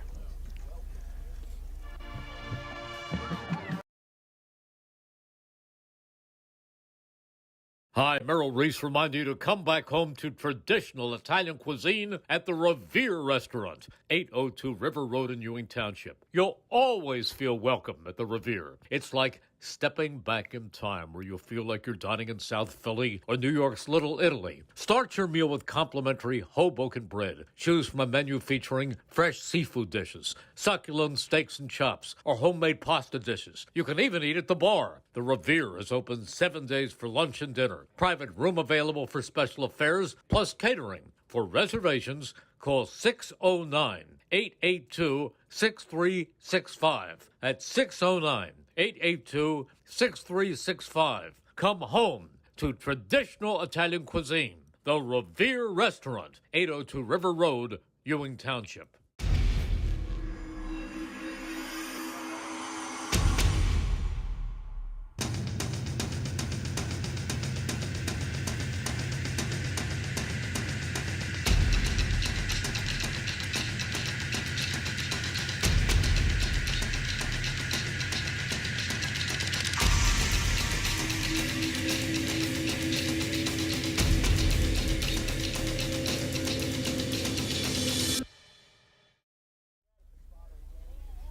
A ball and no strikes to Josh Guire. Aiden Crowley comes into the game. Moves from first to the bump. Deacon Moore from center field to third. Connor Williver from third to first. And Aiden Poot out in center. Nobody out. A man on first in Valentino. First pitch from Crowley gets the inside part of the plate, and the count evens at 1 apiece. A 1-for-2 day for Guire. An infield single his last time up.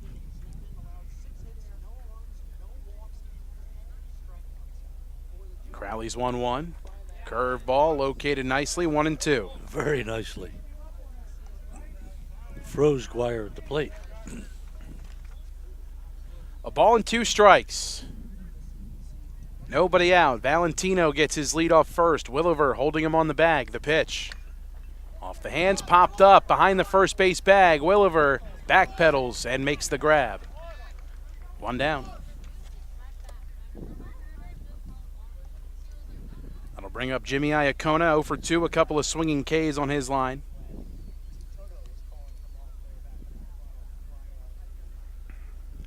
When you come into relief, that's always important to get that first out. So, big out there for Crowley. Iacona, the first pitch to him, fastball belt high in there. What a luxury it is for Jimmy Mayer to go from Poot to Crowley, two guys that just load the zone with strikes and lively fastball and fall off the earth off speed. The fastball misses down and away. Count evens at 1. Yeah, he's got a pretty good staff right now. I mean, these last couple of years, he's really not just had the talent handed to him, he's really developed some great pitchers. He is a great pitching coach. He really is. He's done a great job with every place he's been as far as pitchers. 1-1 runs inside on Iacona. He scoots out of the way, 2-1. He was a pitcher himself at Steiner, and then he played collegiately down south as a pitcher.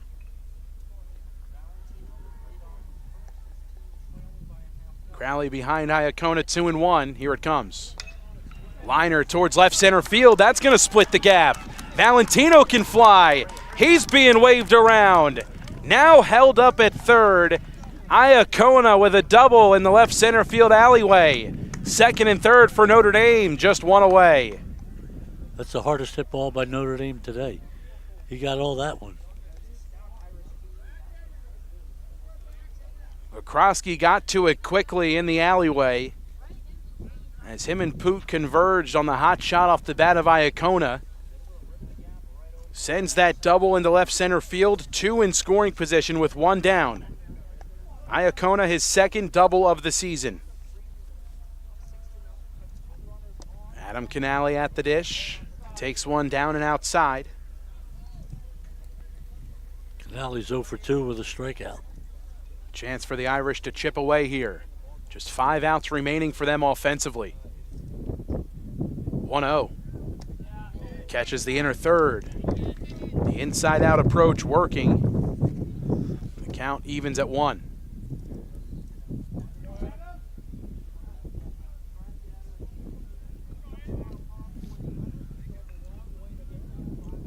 One. Popped up right side. That's going to leave the yard. Out of play.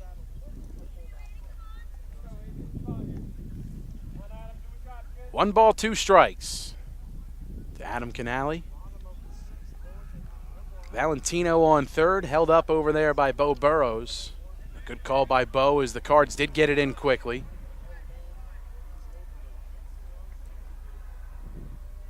One-two. Swing and a miss. Elevated fastball. Got him to chase. 2 away. High heat, the storyline for the pitchers in this one for Lawrence. Yeah, they've been throwing hard all day. 11th strikeout issued by Cards pitching, the first under the belt of Crowley. Here's Stefanisco at the dish, 2 in scoring position and 2 down. A move over to third, and Valentino, who was leading, able to get back. Definitely leaning towards home. But he gets back in time. Don't always see the throw over to third. No, you don't. Breaking ball, catches the corner, 0-1. Valentino won't be wandering off that far again. Stefanisco, a 1 for 2 day, a single his first time up in inning number 2. Would love to come through here for Notre Dame. 2 in scoring position, 2 down in the inning. The 0-1. Off the hands, popped up. Right field, Toto towards foul ground. Makes the catch before the fence. Crowley works out of the jam and keeps a 0 up on the scoreboard. 6-0 Lawrence lead. 6 innings in the books and on to the 7th. Lawrence on top of Notre Dame, 6-0. If you miss any of today's game, you can read all about it in tomorrow's edition of the Trentonian, the only newspaper serving Bucks, Burlington, and Mercer County 7 days a week. It's the Trentonian. Jammer Doors and Windows proud to support today's game on WBCB, located in Lawrenceville and in Yardley. Jammer Doors and Windows offering the best garage doors and openers in the industry, proud to sponsor high school athletics on WBCB. Canale heads back out for another inning of work. And the Irish strand a couple more in scoring position. Joe, it's been a theme today, but great pitching on display this afternoon from the Lawrence Cardinals. It started with Aiden Poot and his 10 strikeouts. Crowley picking up another for the 11th overall in the day. Yeah, they've been sharp, both of them. Poot was just unbelievable. 10 strikeouts. What, he strike out the first 7 guys? Something like that.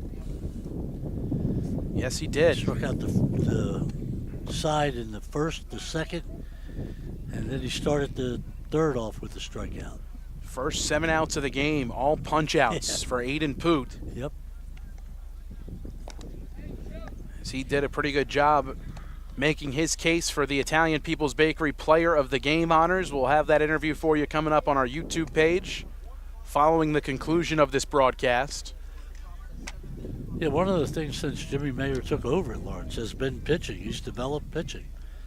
You know, like you mentioned earlier, Kellen Moore. He's at Lafayette now, I believe. Yep. You know, excellent pitcher. He's even seen some innings as a freshman up there.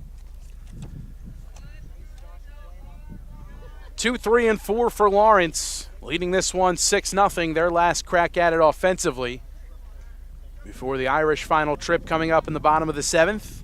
Connor Crowley, Aiden Poot, and Teak Toto due up here in the 7th.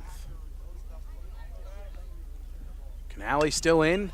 Hot shot back towards the middle. Bonko can't field cleanly, spins and throws. It's late.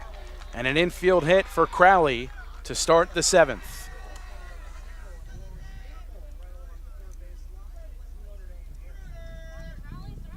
That ball was making its way to the middle. Bonko made a nice effort just to get to it. Good range on display from Bonko. Bobbled in and out of his glove, but Crowley moves well. He was well up the line, and an infield hit the result. Here's Aiden Poot with a runner on and nobody out. Swings and pops this one up just over our heads.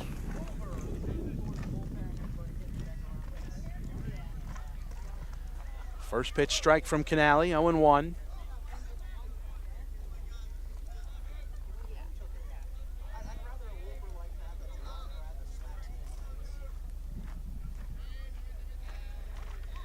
Peek at first from Canale. He comes set, 0-1. Runs away.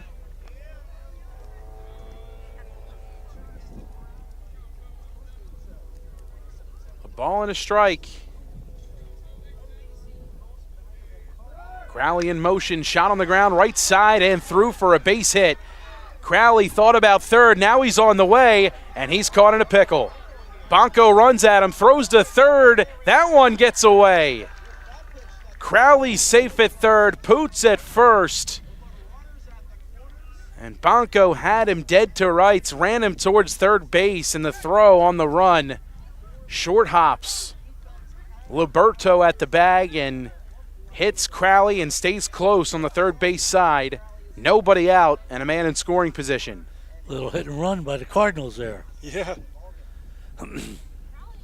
Bonko might have fooled Crowley on the bluff, thinking that potentially the ball was hit that way or in that way quickly on the relay throw, but indecisiveness pays off for Crowley as he's able to take third. Teak Toto at the plate. Pretty good day for Teak so far. Into a fielder's choice his last time up, but an RBI, a single, and a triple on his day. Ahead 1-0. Now 1-1. Yeah, Toto got it started for Lawrence with that booming triple. Just out of reach of Stefanisco it was. 1-1. Fouled back, 1-2. Still the double play ball in effect for Notre Dame. Middle infield shaded that way. The lefty bat Toto at the plate. A big hole on the right side of the infield.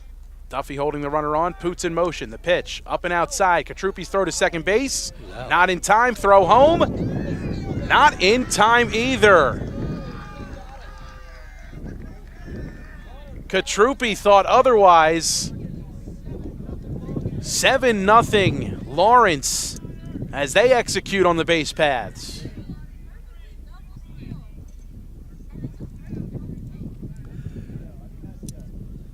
I thought Poot was out going into second.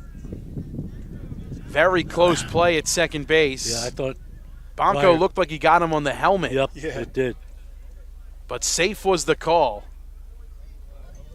And strike 3 is the call to Teak Toto as that one painted on the corner. A backwards K issued. Third punch out worked by Canale. How about the decisiveness, too, with the double steal, bringing the runner home now, extending the lead to 7. And right now, I mean, you got to run around second. You have a chance to kind of, if you get this ball right in between the gap, you could probably bring in another one. Good stop by Katrupi at the plate. You could never have enough. Yeah. Well, Josh Vikrosky digs in. He's got 4 RBIs on his stat line today. 3 of them coming on his last at-bat with the double. 1-0 popped up. Not deep. Left side of the infield, in fact. Bonko makes the call and the catch. 2 down. A towering fly ball. Yeah, got to be the infield fly rule, right? And Bonko might have had time to do his history homework in between that one.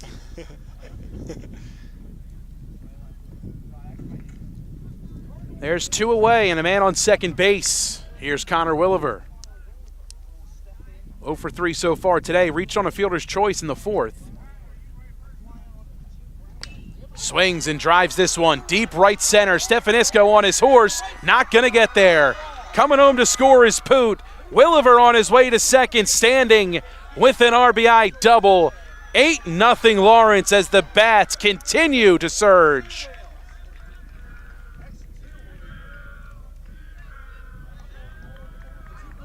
It's been a rough year statistically for Connor Williver, but you wouldn't be able to tell on that swing. He got all of that ball. Returning to form from a season ago, a big bat in the lineup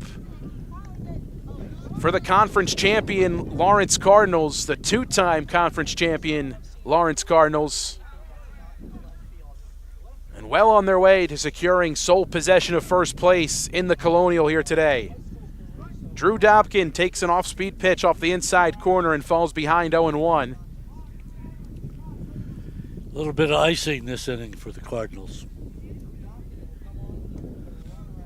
Off speed, off the back foot, count evens at 1 apiece. Cards have scored runs in 3 of their last 4 innings at the plate. 1-1, missing above the laces. And the last 2 runs that they've brought in, Mike, they've been on the right side of the field. One was like rolling off in between second and first, and then the other one into right field. So the right side of the field has been a spot the Cardinals have been hitting lately. 2-1, that one gets away from Katrupi. Williver takes third, he's 90 feet away. 3 balls and a strike.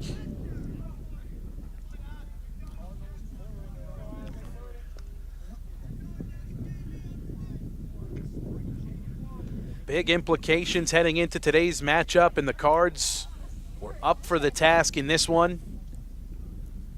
The 3-1 to Dobkin taken for ball 4 as that one runs off the outside part of the plate. Inning continues, Williver on third and now Dobkin on first. You know, right now this has been all Lawrence, 8-0 up there. But, you know, there's overall there's not 8 runs between these 2 teams season-wise. You know what I mean? Right. Both of them are going to be very good, and they're going to contend for the CVC championship. And hopefully they both go far in the state tournament. Who knows, this weekend the matchup could look entirely different than this one we've seen here today, as the teams are set to meet again. Benitez at the plate, first pitch swinging, fouls it off. He's hitting in place of Seneca Sumners. What do they say? Motivation is the next day's starting pitcher. Yeah. That's right, they say Benitez looking for his first hit of the season. comes in a big spot, runners the corners, but a comfortable spot with an 8-run cushion up on the scoreboard. A ball and a strike now to Benitez.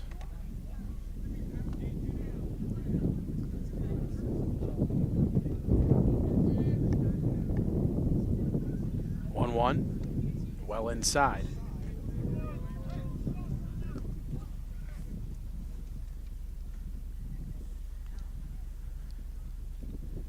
Yeah, they say momentum is as good as the next day's starting pitcher. And that's what it is. we'll see if that will be the case heading That into is this true. matchup this weekend. It's a 3-ball, 1-strike count now to Benitez.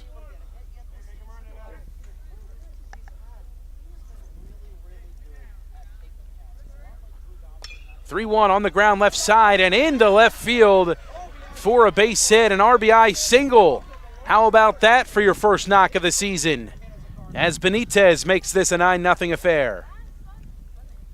It's got to feel really good for Benitez getting his first hit, bringing a runner in, and it may be the 7th inning, but it's got to feel good for him just to get his first hit in the season against a really good team in Notre Dame, and it's got to feel good for him. Benitez, the junior outfielder and first baseman listed as on the roster, comes through with his first knock of the season. And his first RBI. And his first RBI as well. No better feeling, I'm sure, than that. 3 across here in the top of the 7th. Looking for more. Crowley sends this one towards the alleyway. Iacona has it. Being waved around third and coming across to score is Dobkin. 10-0, Lawrence in front.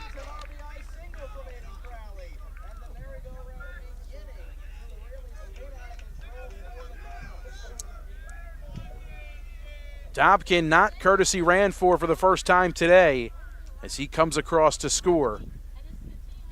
First and second, 2 down. This is Deacon Moore. Lineup flips over.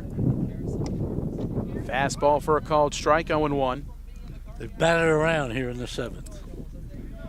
9th batter to come to the plate. 0-1. 0-1 missing, a ball and a strike. Well, Lawrence has made a statement here today, that's for sure. That they have. Putting the county and the rest of the CVC on notice. 1-1, tapped, left of the mound, off the glove of Canale. Guire flips in time for out number 3. 4 runs come across, matching their largest total in an inning today are the Cards. 10-0 the score. We'll head to the bottom of the 7th. Final 3 outs remain for the Irish offensively. Cards lead 10-0.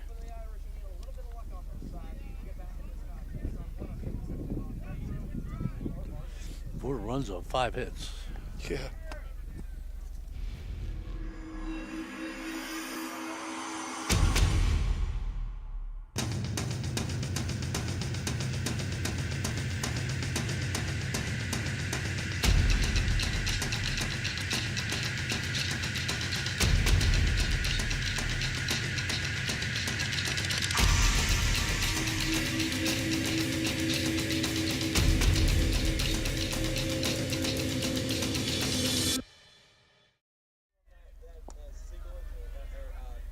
Bottom of inning number 7, Aiden Crowley remains in the game. No surprise there. 10-0 the score as 9 of the 10 runs have come in 3 of the last 4 innings offensively for Lawrence, as they are 3 outs away from a statement victory here against crosstown rival Notre Dame. Aiden Poot set the tempo for this Lawrence team today. Came out firing strikes. Yeah, at one point I got a text from my girlfriend who said 10 Ks in 4 innings is nuts, and she was a pitcher in softball, and that's, pitching in softball, you know how quickly you can rack up strikeouts there. Not as easy in baseball at times to do that, and Poot was on the money today. You're absolutely right. 10 Ks in 4 innings is nuts. He was sharp, that's for sure. 7 Ks Just through your first 1 2/3 is even crazier.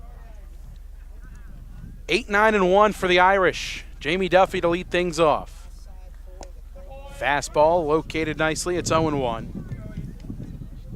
The Irish have threatened a couple of times today, but they've simply just left guys on and unable to get them across once they've been in scoring position. I think they got 7 left on base. They've had opportunities, but, when they had them, Lawrence on the mound, Poot board. Liner off the glove of Crowley, and that's going to fall in for a hit. The diving effort from Crowley, unable to come up with it. And a 1-for-3 day at the dish for Jamie Duffy. That's got to feel good for him to get a knock. To begin here in the 7th inning, the leadoff man aboard for Notre Dame. Sure, it's not the way Lawrence wanted to start the last inning. I think they want to get 3 and get out of here. Yep. Here's Tommy Sweetek. Duffy over at first. Sweetek 0-for-2 today. Takes that fastball up and away. A ball and no strikes.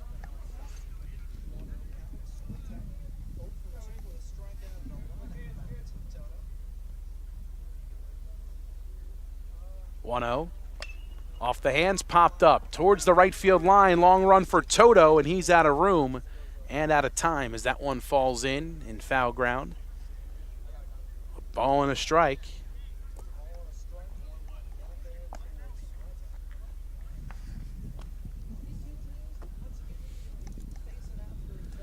Jimmy Mayer came in saying the trouble they were having was they weren't hitting the ball. Well, he solved a little bit of that today. They certainly came out and hit the ball, and they got big hits. Against a big arm as well. Kleina, one of the best in the area. 1-1. Shot on the ground, third base side towards the hole. Sumner's backhands, but he'll have no play as Switek runs well. Back-to-back singles. First two aboard for Notre Dame.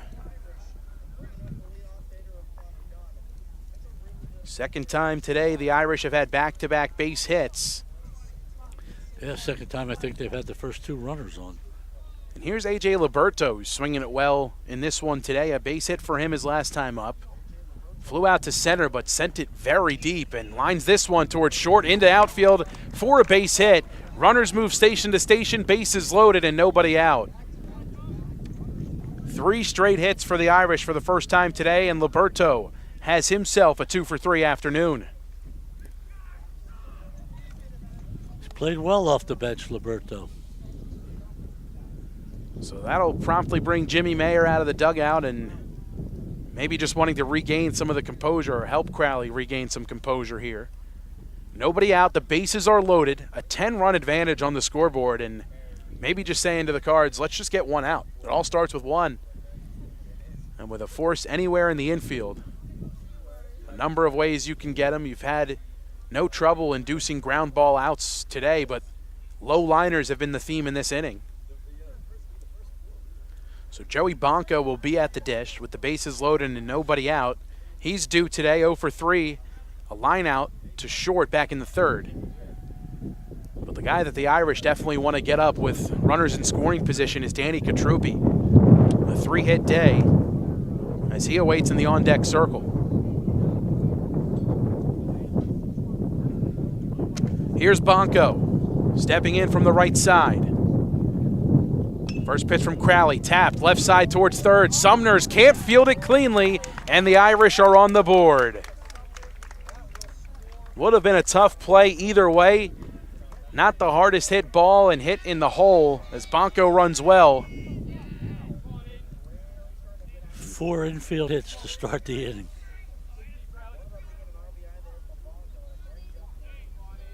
Duffy comes across to score. Switek on third. Bonco on first. Katrupi takes one outside, a ball and no strikes. A 3-for-3 day for the Irish backstop. You know what I want to see? I want to see if Crowley can gain some confidence, kind of get that one out like Joe was saying earlier. If he can get that confidence going on some pitches that work for him well, that would be a huge start. That would be a huge way to kind of bounce back off this, rough start to the 7th inning. Living on the left side of the diamond are the Irish. It's a 4-hit game for Danny Katrupi on the RBI single into left field. 10-2 now the score. They are finding that spot on the left side.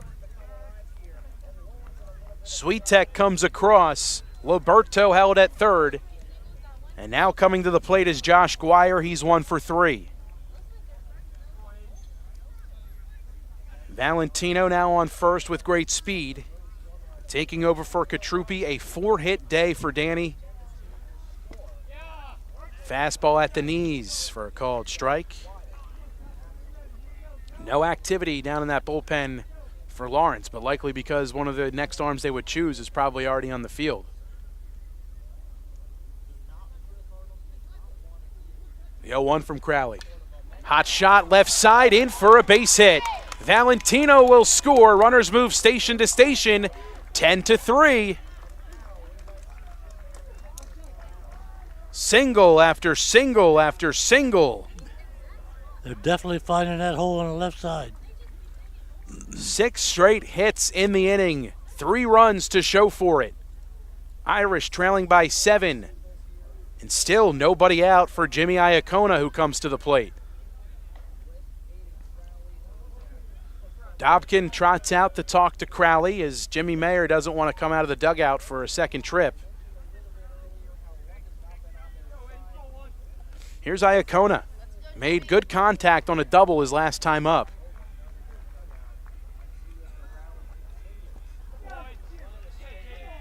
And the swing comes up empty from Iacona. A bit fooled on that one, 0-1.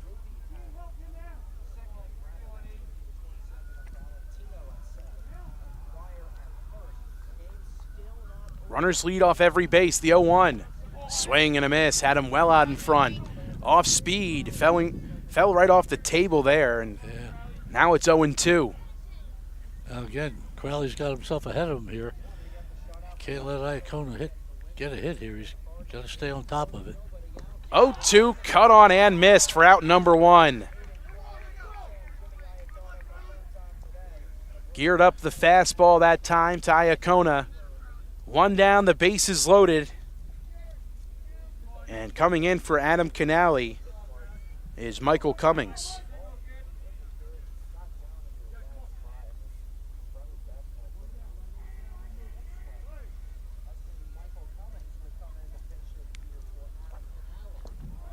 Cummings lays off down in the dirt, a ball and no strikes.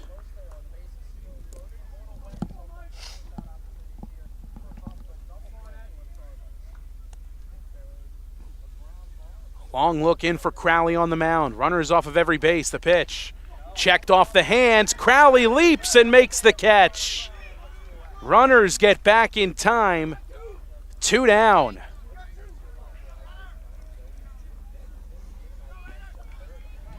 Well, Crowley can see his way out of here now. 1 out away is Aiden Crowley out there on the mound. The base is loaded. This is Tyler Stefanisco. 1-for-3 day for Tyler. The pitch. Hit on the ground to short. Backhanded by Sumner's. Throw to third base. In time for out number 3. Sumner's over to Moore at third for the final out. And that's the ball game. Lawrence takes sole possession of the CVC Colonial Division with a 10-3 victory over Notre Dame.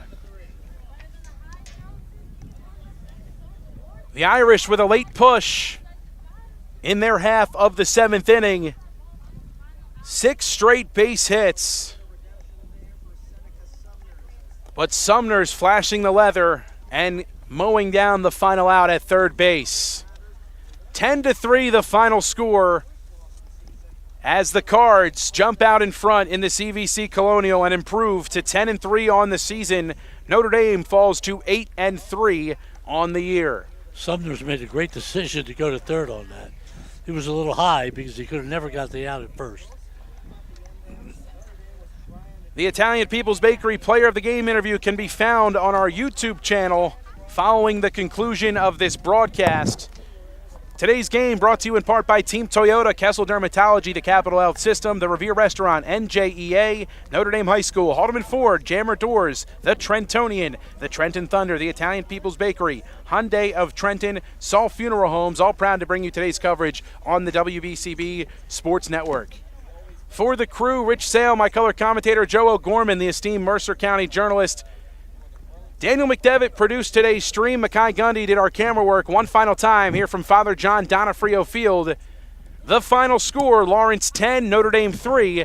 The Lawrence Cardinals jump out in front and take sole possession of the CVC Colonial standings. To another edition of high school baseball on WBCB. Until we talk to you again later this week as our coverage continues, we thank you so much for tuning in to high school baseball on the WBCB Sports Network. One final time, my name is Mike Warren. 10-3 the final. Lawrence victorious, now in sole possession of first place of the CVC. Have a great night, everybody.